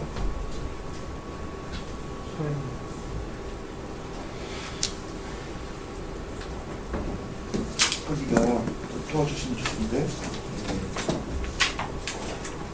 거기가 7페이지 7페이지 아니고 4페이지 감사합니다. 4페이지 보면 이제 여기가 이제 원년 기둥인데 이게 XRC 철골에다가 콘크리트를 해서 이제 고층을 줄였다고 말씀드렸는데 여기 이제 1, 2층이고 여기 나중에 3층이 되는 겁니다. 그죠? 이 부분만 이제 중층이 되어 있고 이제 여기 나중에 3층이 되어 있습니다. 그래서 이제 이 공간은 일제강점기 동역이고요. 그래서 좀 1972년 보면은 미군부대, 미군중 때 공간입니다. 그래서 이걸 복원을 할 때 그냥 둘 건지 아니면 이 시대를 갈 건지가 좀 중요한 문제라고 생각했는데 제가 볼 땐 그냥 둬도 되지 않을까 할 생각이 좀 들고요. 만약에 복원한다 그러면 이제 이 고지로 만들어야 되겠죠. 그럼 다 뜯어내고 층고 굉장히 높은 공간이 생길 겁니다. 인천의 근대 박물관도 은행 공간을 하는 거 보니까 굉장히 층고가 높게 되어 있는 걸 봤습니다. 그 다음에 이제 이게 SCR 구동 밀조가 있는데 이제 스판이 5개입니다. 이게 거의 길이가 2.7m 정도 되더라고요. 그래서 굉장히 큰 기둥인데 여기에 이 집중화적인 배경을 기둥도 있습니다. 근데 여기는 사각형이란 말이죠. 그래서 이게 목조인지 콘크리트인지 제가 모르겠는데 목조입니까? 이 지붕 구조가 뭡니까? 틀렸습니까? 이번 알씨로 알고 있습니다. 그럼 이거 다 콘크리트가 있죠. 철골 콘크리트입니다. 저 위에 저쪽에 지금 까만색으로 된 부분은 예. SRC 예. 저 위에. 그럼 이제 그 다음에 8페이지 정도 가거든요. 8페이지 정도. 근데 이제 제가 하겠습니다. 예. 여기 보면 이제 이게 1945년도에 미군들이 오면서 숙소를 썼다는데 그때 이제 이 공간 개조가 된 건지 아니면 72년도에 개조가 된 건지도 궁금하고요. 기록은 제가 못 봤는데 72년도에 경찰청 카드에서 저 도면을 저희가 찾았습니다. 그럼 45년도에 변경이 없습니까? 숙소라면 이런 공간은 돼야 될 것 같은데 45년도에 변경이 생겼는데 72년도에 생겼는데 그건 좀 궁금하고요. 45년도 그때 공간 쪽은 제가 잘 그 다음에 또 궁금한 게 이제 여기는 이제 빔이 이렇게 걸렸는데 여기는 어긋나게 걸렸거든요. 이쪽하고 이쪽하고 구조가 이것도 조금 특별한 상황이라고 생각되고요. 그거는 이제 그리고 이제 여기 기둥이 있지 않습니까? 아까 기둥이 여기 있었거든요. 본연 기둥이. 근데 없어졌다는 거죠. 네. 그래서 그것도 기둥을 잘라낸 건지 거기에 대해서 좀 궁금하고요. 그 다음 단면도 이제 이렇게 그리셨는데 이 방향으로 다 그려야 되지 않을까? 제가 부탁 궁금해서 그런데 이 방향을 그렸는데 이 방향이었다는 거죠. 이 방향이 좀 중요한 도움이 되지 않을까 생각됩니다.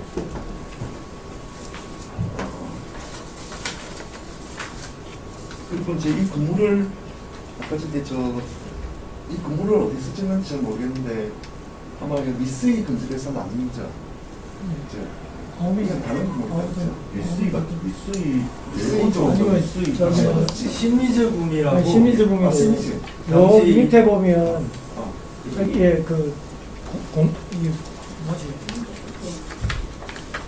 스미시 건설인데 오른쪽 끝은 소장처가 나와 있는 것 같고 그 앞에 제일 앞에 보면은 제일 앞에 미츠모토 구미 대체공사 미츠모토라고 하는데 아닙니다. 미쓰이 아, 본관 미쓰이 해체공사. 이 본관이네. 네, 미쓰이의 일본의 본관이었고 예, 이거 되게 유명한 그림인데 그랬을 때에 스미즈 구미는 우리나라에도 진출한 데 굉장히 큰 회사인데 토목에서 네, 토목 관련해서 유명한 회사. 그 회사 본관을 해체하면서 기념사진 찍은 거예요. 예, 사실은 그러면서 그래서 이제 기둥이 아까 전에 하고 완전 바뀌었거든요. 1층에는 원래 기둥이 이랬고 2층에는 3층에 있었는데 지금 이게 1층, 2층인데 기둥이 완전히 기울이 다 바뀌었습니다. 그래서 이게 대대적인 변경이 있었는데 그게 언제 시점에 저게 이제 전청 카드라서 저게 기둥을 없어져서 안 그린 건지 구조는 제외하고 공간만 그린 건지는 여기 보면 기둥이 좀 그려놨거든요. 그건 제가 그린 거. 그래서 이게 1930년대 이제 조선의 건축이라는 책에는 이건 그림하고 지금 구조가 지금 설명하시는 것도 아주 잘하시는데 너무 많이 바뀌어가지고 이게 이 부분이 이제 기둥이 다 없어진 것 같고 여기 새로 이 기둥이 3층에 있는 2층까지 기둥이 생겼거든요. 1층에도 생긴지 모르겠지만 그래서 그 부분에 대해서 좀 애매한 부분이 있어서 이제 다음 혹시 연구기회가 있으면 부탁드린다고 말씀드리겠습니다. 이상입니다.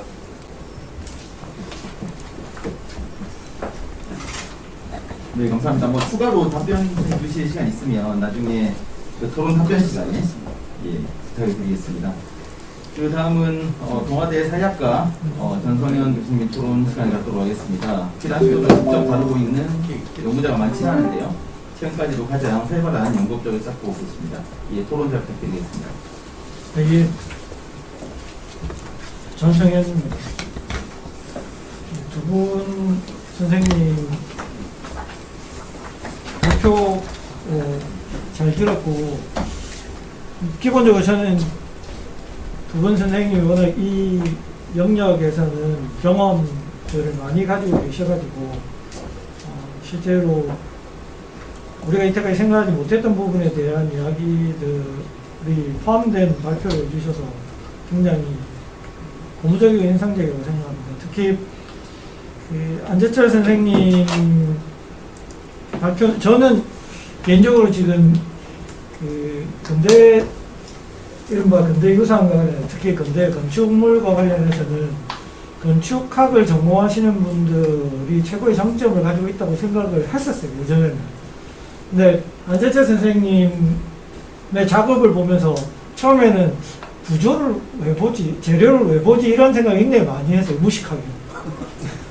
근데 오늘도 그런 장점이 드러났다고 생각하는데 그 구조와 재료의 시대적인 어떤 변화를 아주 잘 읽고 있는 것은 최고의 장점이라고 생각을 하고, 이제는 소막 그 마을에 있는 저기 막사의 재료가 시대에 따라서 어떻게 변하면서 그게 콜라주 형태로 이렇게 연결되어 있는가를 드러내는 건 저도 개인적으로 그런 걸 굉장히 많이 안재철 선생님 이야기를 들어서 많이 설명을 하거든요. 오히려 역사학자들이 시대를 이야기하는 것보다 훨씬 더 생동감 있고 입체적으로 지금 그 설명이 가능한 거예요. 당대에 있었던 일상적으로 활용할 수 있는 재료가 우리의 이 삶의 현장에 들어와가지고 차곡차곡 쌓여 있다는 거. 그 자체를 이렇게 딱 뜯어보면서 보여주는 것 자체가 굉장히 의미 있다고 생각해서 선생님의 그 이야기가 저는 그렇게 들어왔는데, 기왕이면 근대 역사관의 어떤 리모델링이 지금 뭐 그런 말씀을 하고는 계시는데 리모델링이 어떤 방식으로 될 건가에 대해서 어느 정도 이제 정해진 것 같거든요. 그 정해지는 안에 뭐 배성만 선생님의 말씀처럼 민문화원 방화 사건을 보여주는 것까지 해서 이런 시대적인 어떤 변화를 물질적인 어떤 증거로 보여주는 전시가 자연스럽게 근본 안에 들어갔으면 좋겠다는 생각을 합니다. 그러니까 이런 설명이 없으면 노출되어 있는 이런 건축 구조물들이 우리하고의 상과 얼마만큼 관계를 맺는지 잘 모르거든요. 그런 것들이 오히려 벽에든 어떻게든 전시의 어떤 영역으로 좀 들어와서 사람들이 우리가 살고 있는 공간 또는 우리가 지금 접하고 있는 공간이 어떤 형태로 이렇게 만들어지면서 변화해 왔는가, 그런 의미에서 저는 이전의 형태를 완전히 복원하는 것에 대해서 반대합니다. 어떤 부분에서는. 왜냐하면 그걸 우리가 활용하면서 써왔기 때문에. 특히나 피난수도 유산은 활용과 긴밀한 관계를 가지고 있잖아요. 이전에 있던 것들을 고스란히 쓴 게 아니라 우리 시대에 맞게 변화시키면서 활용했다라고 하는 것을 장점으로 내세우고 있기 때문에 근대 역사관도 저런 재료나 아니면 구조의 어떤 변화 같은 것들을 이렇게 시민들에게 아주 잘 보여주면서 100년의 시대를 좀 그렇게 체감할 수 있도록, 그러니까 뭐 글이나 뭐 다른 것들로 체감하는 게 아니라 그런 그 물리적인 어떤 구조를 가지고 설명하는 것도 굉장히 좋겠다는 생각이 들어서 그런 것들이 좀 적극적으로 좀 반영이 되면 좋지 않을까라는 생각을 했습니다. 그리고 아까 그 이야기에서 저 도면이 30년에서 아까 72년 사이에 도면이 있지 않습니까? 없습니까? 아예 없습니까? 그 이제 다른 저는 공간 쪽은 안 다뤄가지고 지금 이 보고서에서는 없습니다. 그거 없어요. 없고 1972년 이전으로 추정되는 걸로 그것도 이렇게 정밀 도면이 아니고 이렇게 육필로 적은 도면입니다. 그게 전부입니다. 근데 아까 뭐 구조적으로 말씀하셨듯이 저 공법 자체가 아니 썼던 그 방식이 60년 정도까지만 썼던 방식이라고 이야기하면 아까 말했던 그 지금 원래 뚫려 있던 천장에 대한 이 보강이나 이런 공사가 60년 정도까지 이뤄진 걸로 볼 수밖에 없는 그죠? 그러니까 지금 그런 과정들을 보면 조금 그런 연역들을 가지고 공간에 대한 구성들이 이루어지는 게 좋을 것 같은데 다행히 리모델링도 그런 방식으로 지금 되고 있는 걸로 알고 있어서 그런 것들이 조금 더 잘 기술이 되면 좋을 것 같고 아까 말씀하신 50년 한국전쟁 시기에 사진에 보면 그냥 오픈 상태로 보이거든요. 그래서 50년대까지는 오픈 상태로 썼던 것 같기도 한 건 맞는 것 같아요. 그래서 기둥이나 이런 것들이 그대로 존재하고 있으니까 그런 것들도 보면 좋을 것 같고 하여튼 어쨌든 제가 봤을 때는 구조적인 측면들이 어떻게 보면 우리 삶에 이렇게 좀 더 가깝게 올 수 있도록 하는 방식의 건물 자체를 전시하는 어떤 공간을 활용되는 것도 굉장히 좋을 것 같다는 생각이 듭니다. 그리고 두 번째, 우리 장경준 선생님의 이 고민이기도 한데요. 실제로 이런 공간들을 지금 운영하는 가운데서 운영의 입장에 있는 분들, 그러니까 특히 학예연구소나 학예연구관이나 지금 준비를 하고 계신 모든 분들이 고민이 굉장히 많을 거라고 생각이 듭니다. 최근에 물론 그런 고민들을 담아가지고 최근에 유행하거나 아니면은 좀 논의가 잘 되고 있는 약간의 영역을 좀 파괴하는 방식의 다양한 어떤 기능들을 같이 복합적으로 하려고 하는 구조가 지금 이루어지고 있기는 합니다. 그러니까 라키비움이라는 용어 자체도 실제로 그렇고요. 그러니까 왜냐하면 요 근래는 박물관이 전시 기능만 있는 게 아니거든요. 아카이브도 그냥 기록을 수집해서 보존하는 기능만 있지는 않아요. 도서관도 마찬가지입니다. 전부 다 전시도 하고 연구도 하고 보존도 하고 온갖 것들을 다 하고 있어요.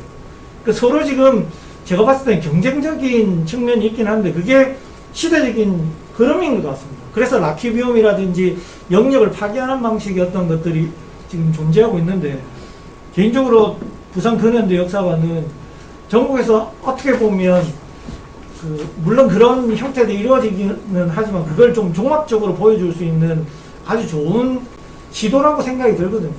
그런 방식에서 이 두 공간의 분리가 어떤 방식으로 좀 뭐라 그럽니까 좀 잘 분리될 수 있을까에 대한 고민이 좀 많긴 한데 그 구조가 지금 많이 흔들리고 있는 것 같아서 그런 부분에 대한 고민들 앞에 장경훈 선생님 말씀하신 고민들이 좀 잘 담기면 좋지 않을까라는 생각이 들었습니다. 개인적인 욕심은 선생님 말씀대로 연구 기능까지 할 수 있는 걸로 가면 좋겠는데 아직은 이런 기관들이 연구 기능까지 하기가 어려운 부분이 있긴 하지만 앞으로는 실제로는 그게 다 연결고리를 가지고 있거든요. 그러니까 자료에 대한 수집과 보존이 가공과 연구와 그게 다시 피드백이 돼서 전시로 다시 계속 선순환 과정도 이루어지고 있기 때문에 그걸 외부에 맡기고 막 용역 주고 외주 주고 이런 방식으로 하면 실제로 그게 잘 순환이 잘 안 되는 부분이 있어서 어쩌면 이런 고민들이 새로 만들어지는 그랜드 역사관에는 좀 갖추어지면 어떨까 뭐 그런 생각을 좀 해봤습니다. 그런 부분들이 잘 들어가면 좋을 것 같아요. 지금 한 말씀 더 드리면 안지적 일자로 훌륭한 연구를 하시는데 저 모형을 만들어서 전시도 같이 하면 더 좋지 않을까.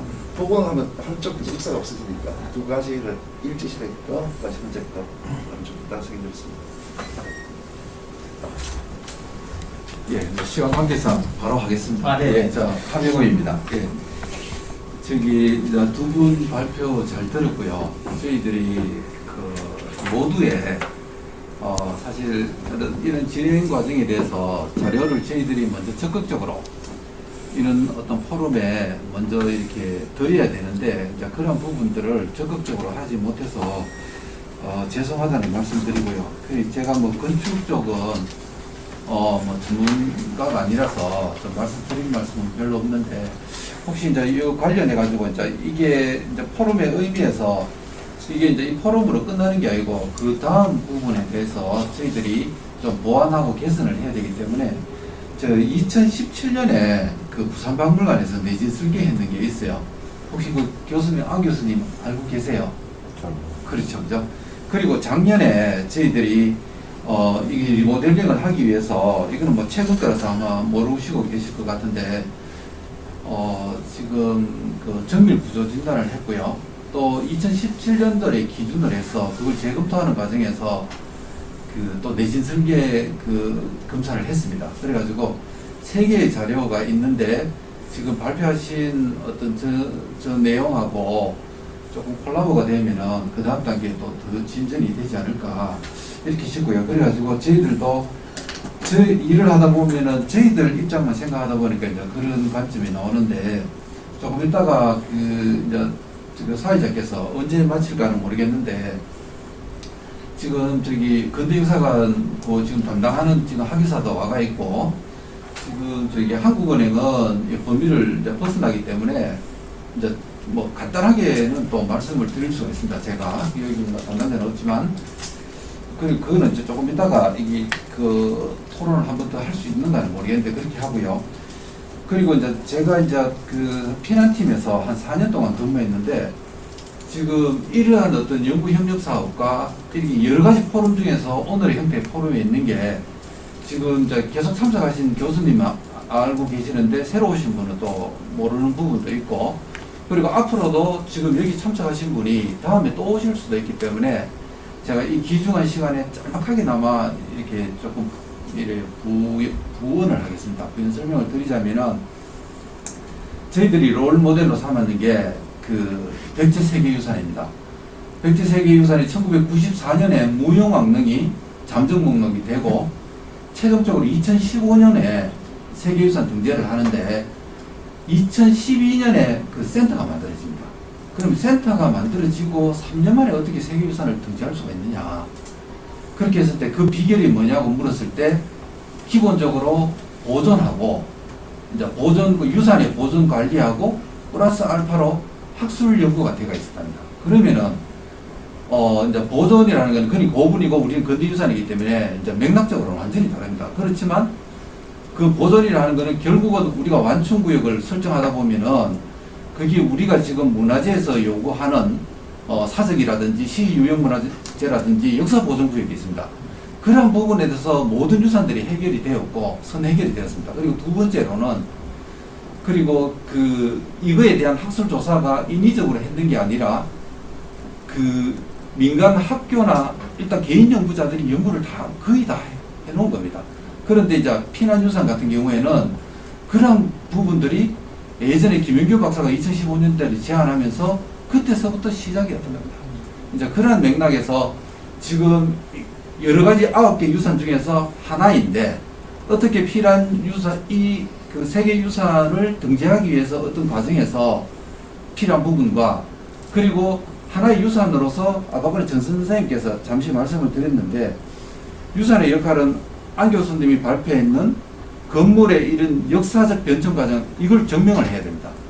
이게 세계유산의 요건 중에서도 그게 하나 있기 때문에 이렇게 기록화 사업을 우리가 15개 유산인가 했거든요. 우리가 9개 유산밖에 안 되지만 이렇게 했었고 1차적인 조사는 됐지만, 그리고 이 건물이 현재로서 살아있는 유산으로서 현재도 계속 활동이 있어야 됩니다. 근데 그렇게 유산을 갔을 때 우리가 사찰 같은 경우에는 쉽게 됐어요. 현재에도 많은 신도들이 그걸 활용을 하는데, 그런데 서원은 힘들었던 게 바로 그겁니다.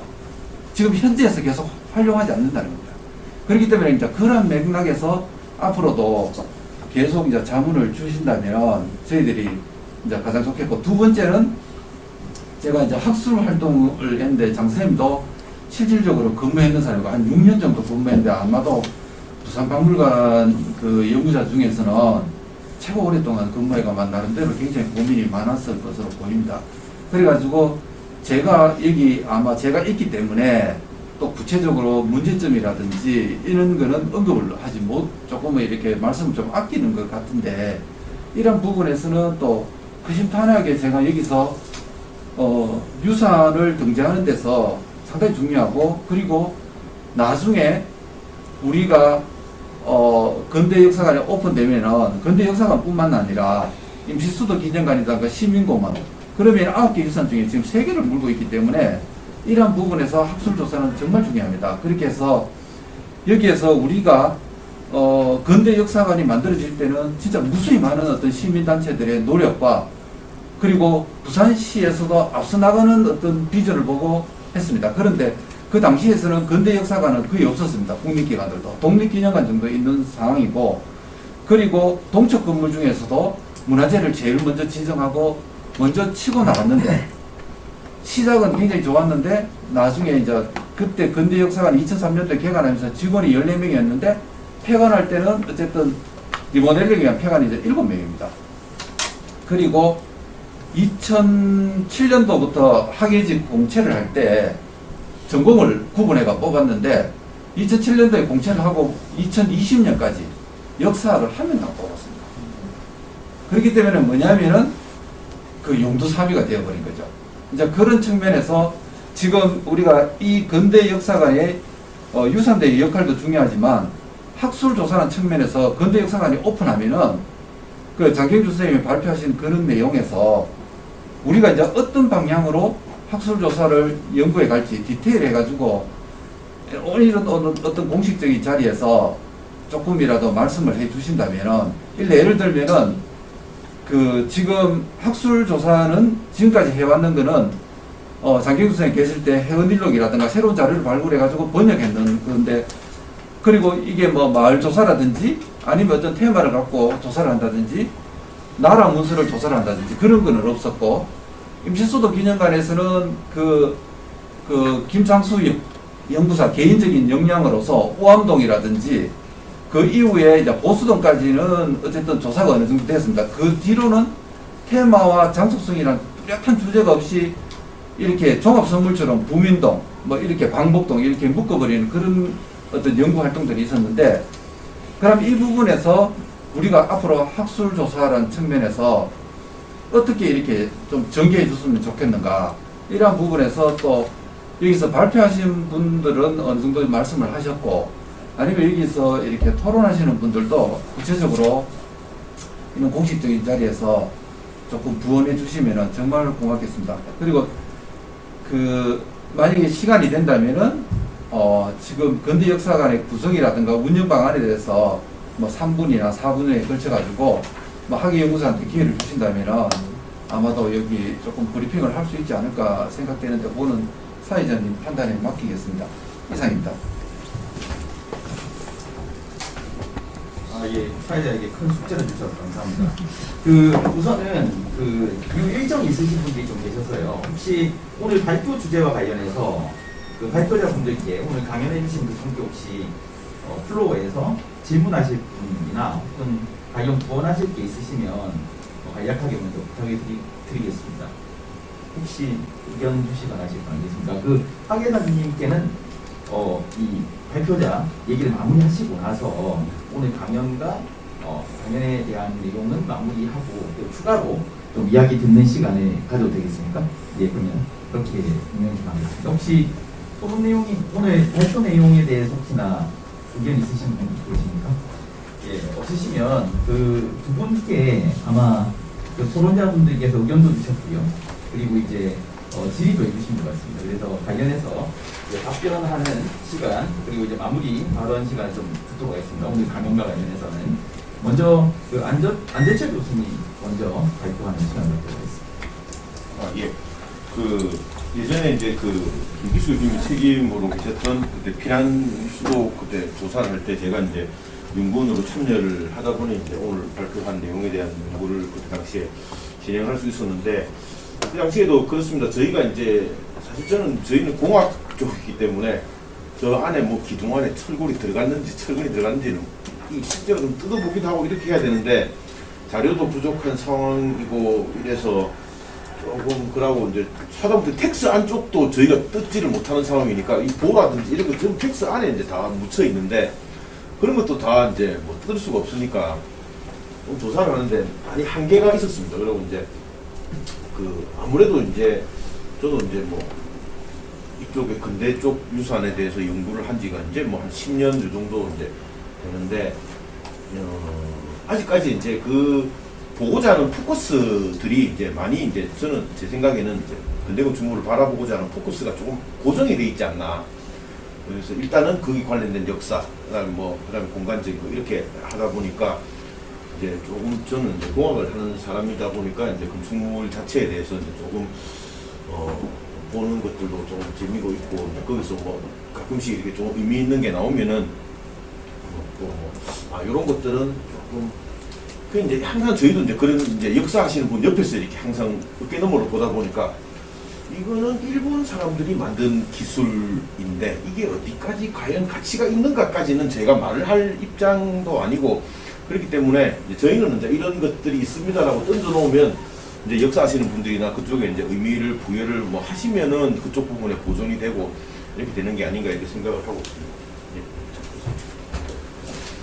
예, 장병준 실장 이어서. 예, 오늘 좋은 말씀 해주셨는데요.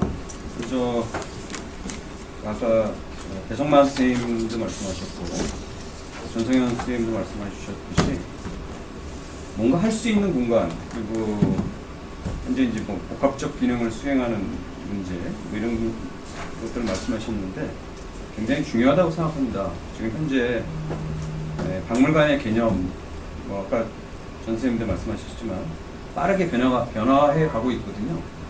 저도 놀랄 정도로 변하고 있어서 조금 생각을 조금 더 바꾸면은 오히려 굉장히 선진적 사례가 되지 않을까 이런 생각도 들어요. 그래서 오히려 우리나라의 롤 모델이 될 수도 있겠다 이런 생각이 들어서 긍정적으로 한번 생각해 볼 필요가 있을 것 같고 그다음에 그 아까 전성현 선생님 말씀하셨지만 안 교수님의 그 구조적인 문제 이런 것들도 뭐 전시에 한번 꼭 감안했으면은 더 좋지 않을까 그런 생각이 저도 100% 공감을 합니다. 그리고 하병암 선생님께서 말씀해 주신 이제 학술 조사를 강조해 주셨는데요. 글쎄 저는 이제 그렇게 생각합니다. 이 앞에 저희가 이제 그 해방 이전에 대한 자료들 특히 이제 그동안 부산 근대역사관이 부산의 근현대 역사를 전체를 아우르는 그런 역할들을 하다 보니까 개항기라든지 또는 일제강점기에 대한 이런 조사나 연구 이런 것들이 많이 있었는데 오늘 어쨌거나 피난수도 부산 등재와 관련돼 해서 한정해서 본다고 한다면은 역시 그 피난수도기에 이 민문화원이 이 부산 근대역사관이 어떤 의미가 있는지 그거 한정해서 한번 좀 미세한 연구가 좀 더 필요하지 않을까. 지금 딱히 주제를 뭐라고 말씀드리기는 어렵습니다만 근데 그런 부분들은 실제로 공백으로 남아 있거든요. 제가 오기 전에 뭐 몇 가지 찾아봤습니다만 거의 연구 성과도 거의 없습니다. 그래서 이 부분들을 서둘러 이렇게 연구를 하시면은 아마 나중에 등재하시는데도 큰 도움이 되지 않을까 이런 생각이 듭니다. 네, 이상입니다. 네, 감사합니다. 그러면 그 시간이 조금 남아서 우리 하병엄 팀장님께서 제안해 주신 대로 우리 하계사님 말씀 잠시 듣고 앞서 뭐 운영 현황 이야기를 조금 듣고요. 그리고 관련해서 혹시 이제 같이 좀 논의할 사항이 있으면 잠시 여기에 논의를 좀 하는 시간을 잠시 갖도록 하겠습니다.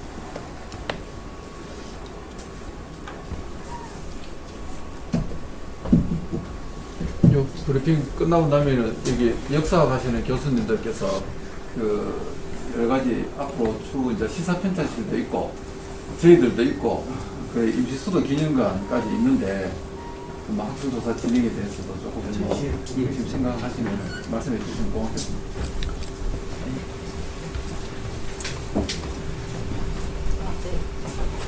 근대 역사관 담당하고 있는 허은이라고 합니다. 부산 근현대 역사관 기록관인 근대 역사관 건물은 도서관, 기록관, 공간 등을 복합적으로 수행하는 아키비룸으로 구성하는 예정으로 되어 있습니다. 1층과 2층은 근현대 인문 도서관과 열람 공간으로 구성하고 있고요. 2층은 건물의 역사를 전시하는데 그 역사가 역사적 의미뿐만 아니라 말씀하신 대로 건축사적 측면도 함께 다룰 예정입니다. 아까 안 교수님 말씀하셨던 것처럼 철근 콘크리트의 복합 구조가 유일하고 특이하기 때문에 그것들을 노출해서 전시로 보여줄 예정입니다.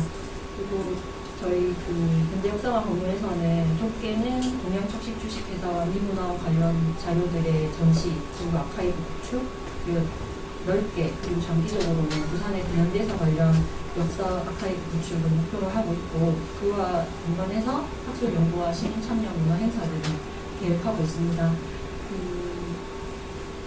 아키비움에서 서비스할 아카이브 내에는 말씀하신 대로 시사판찬위원회에서 발간한 부산 연구 자료들과 부산연구원의 자료들도 함께 포함해서 제공할 계획이고요. 이 공간이 원도심의 인문학, 근현대 연구의 거점, 그리고 원도심 문화 용성을 위한 관련 민관학의 컨트롤 타워 역할을 하는 것을 저희가 목표로 하고 있습니다. 네, 이상입니다. 혹시 저희 토론자분들, 발표자분들도 보고 계신데 혹시 운영과 관련해서 의견 주실 게 있으시면 아마 그걸 조금 우리 팀장님께서도 원하시는 것 같은데 좀 이야기를 해주실 게 있으시면 해주시고 예. 전승민 교수님께서 해외에 있는 그 6.25 전쟁 관련 자료를 모은다고 얘기해서 아마 말씀하실 게 있을지 모르겠고요. 그 다음에 제가 알기로는 1958년인가 59년까지 웅크라 지원이 계속 이루어졌다 듣고 있습니다. 그러면 뭐 AI 아파트라든지 뭐 집도 짓고 그런 일을 했는데 그 지미소가 이 건물이 있을 텐데 거기가 어딘지 잘 모르겠고요. 그리고 이제 만약에 해방 이후에 이제 피나수도유산이라는 이제 50년대 역사가 중요한데 그 자료들을 보면 이제 뭐 교육이나 원조화의 역사들이 또 많이 함께 있을 거라 생각합니다. 전체적인 문제로 좀 치더라도 그렇게 보면 거기 있는 미국이 이제 주로 남아서 유엔들 다 접수하기 때문에 그 자료들에 미국을 통해서 보관하면 그런 자료들이 조금 더 전시자료 하는데 좀 도움이 되지 않을까 생각됩니다. 이상입니다. 혹시 그런 거 있으면 그 모으기는 하고 지금도 작업 중에 부산연구원이 하는 작업 중에서 지금 일부를 하고 있는데 기본적으로 원래 해외에 있는 자료들을 전수조사하려고 했지만 코로나 상황 때문에 해외에는 나가지도 못했고 근데 현재 한국 내에도 이미 제가 이 사업 시작할 때도 이야기했지만 엄청나게 많은 외국의 자료들이 들어와 있거든요. 근데 그런 자료들을 제대로 확인하고 검토하는 작업조차 안 해와서 그것부터 시작하자고 해서 현재 아마 그 자료들에 대한 내용들이나 구체적인 자료 목록들 그리고 자료 이미지 파일들을 다 모아가지고 부산시에 제출했고 부산연구원에 지금 들어와 있는 상태입니다. 이제 그걸 어떤 방식으로 가공할 건가에 대한 고민도 좀 들고 또 가공을 넘어서서 이제 기본적으로 연구가 이루어져야 되는데 연구할 수 있는 인력들의 부족이 솔직히 말하면 부산의 입장에서 굉장히 큰 문제이기도 합니다. 그 자료들을 앉아서 꼼꼼하게 읽고 그 자료들이 완전 특히 나라 자료들은 산만하게 흩어져 있는 자료들이기 때문에 그것들의 계보를 찾고 이렇게 연결시키는 과정에서 엄청나게 많은 시간들이 소요가 되고 있기 때문에 이제 그런 작업들을 하는 게 쉬운 작업은 아닌데 반드시 해야 돼요. 굉장히 좋은 자료들이 많기 때문에 말씀하신 장균희 선생님 말씀하신 USIS라든지 미문화원 관련 자료들은 뭐 기본적으로 영상 자료부터 시작해서 선전물들 이런 것들이 다 있거든요. 어떻게 했는지 전시도 하고 교육 프로그램도 운영했는데 그런 것과 관련해서 자료들이 다 있음에도 불구하고 이제 그걸 가지고 있다 하더라도 연구가 안 되는 이유가 연구자 자체가 없는 거죠. 연구자들이 거기에 붙어가지고 연구하기가 너무 어려운 상황이라서 그런 것들이 좀 이제 문제이기 때문에 제가 생각할 때 부산시의 입장에서는 화병 팀장님도 말씀하신 것처럼 그런 것들을 집중적으로 이제 할 수 있는 방안들을 모색할 필요가 있긴 합니다. 최근에 다른 건이긴 한데 전국 단위에서 지금 이른바 시, 군, 도사가 폭발적으로 지금 만들어지고 있는데 그 성공적인 사례들이 지금 서울 포함해서 이루어지고 있거든요. 근데 그게 보면 물론 이제 인력의 보충이 제일 중요하고 또한 그 인력의 보충의 핵심적인 이 역량이라고 하는 것들이 기획에 따른 그 학술 용역 프로그램들이 10건씩 지속적으로 쏟아진 거예요. 그렇게 해서 자료들이 싹 수집이 되면 그 다음에 글이 만들어지는 과정들이 지금 벌어지고 있거든요. 근데 부산은 알다시피 등재가 목표이다 보니까 자꾸 그런 기초 토대를 구축하는 걸 처음부터 안 하고 자꾸 등재만 하면 된다는 식의 논리 속에서 이제 우리가 시간을 좀 허비했던 부분인데 다시 돌려가지고 화병 팀장님도 잘 알다시피 그게 잘못됐기 때문에 다시 돌려서 차곡차곡 지금 그 기초 토대를 완성하면서 이제 같이 움직이고 있는 과정이라고 생각이 들긴 한데 이제 그런 부분에 집중할 수 있는 이 용역의 그러니까 학술 용역의 어떤 프로그램들이 기획 단계에서 개발되는 게 훨씬 더 좋을 것 같고 말씀하시는 것처럼 지금 현재 논의되고 있는 부분에 뭐 우리가 지금 오늘 다뤘듯이 근대 역사인 근대 역사관이든 여러 유산과 관련되는 상황들과 관련된 자료들을 빨리 이렇게 확인하는 그리고 확인해서 바로 그걸 연구와 뭐 전시나 응용 방식으로 이렇게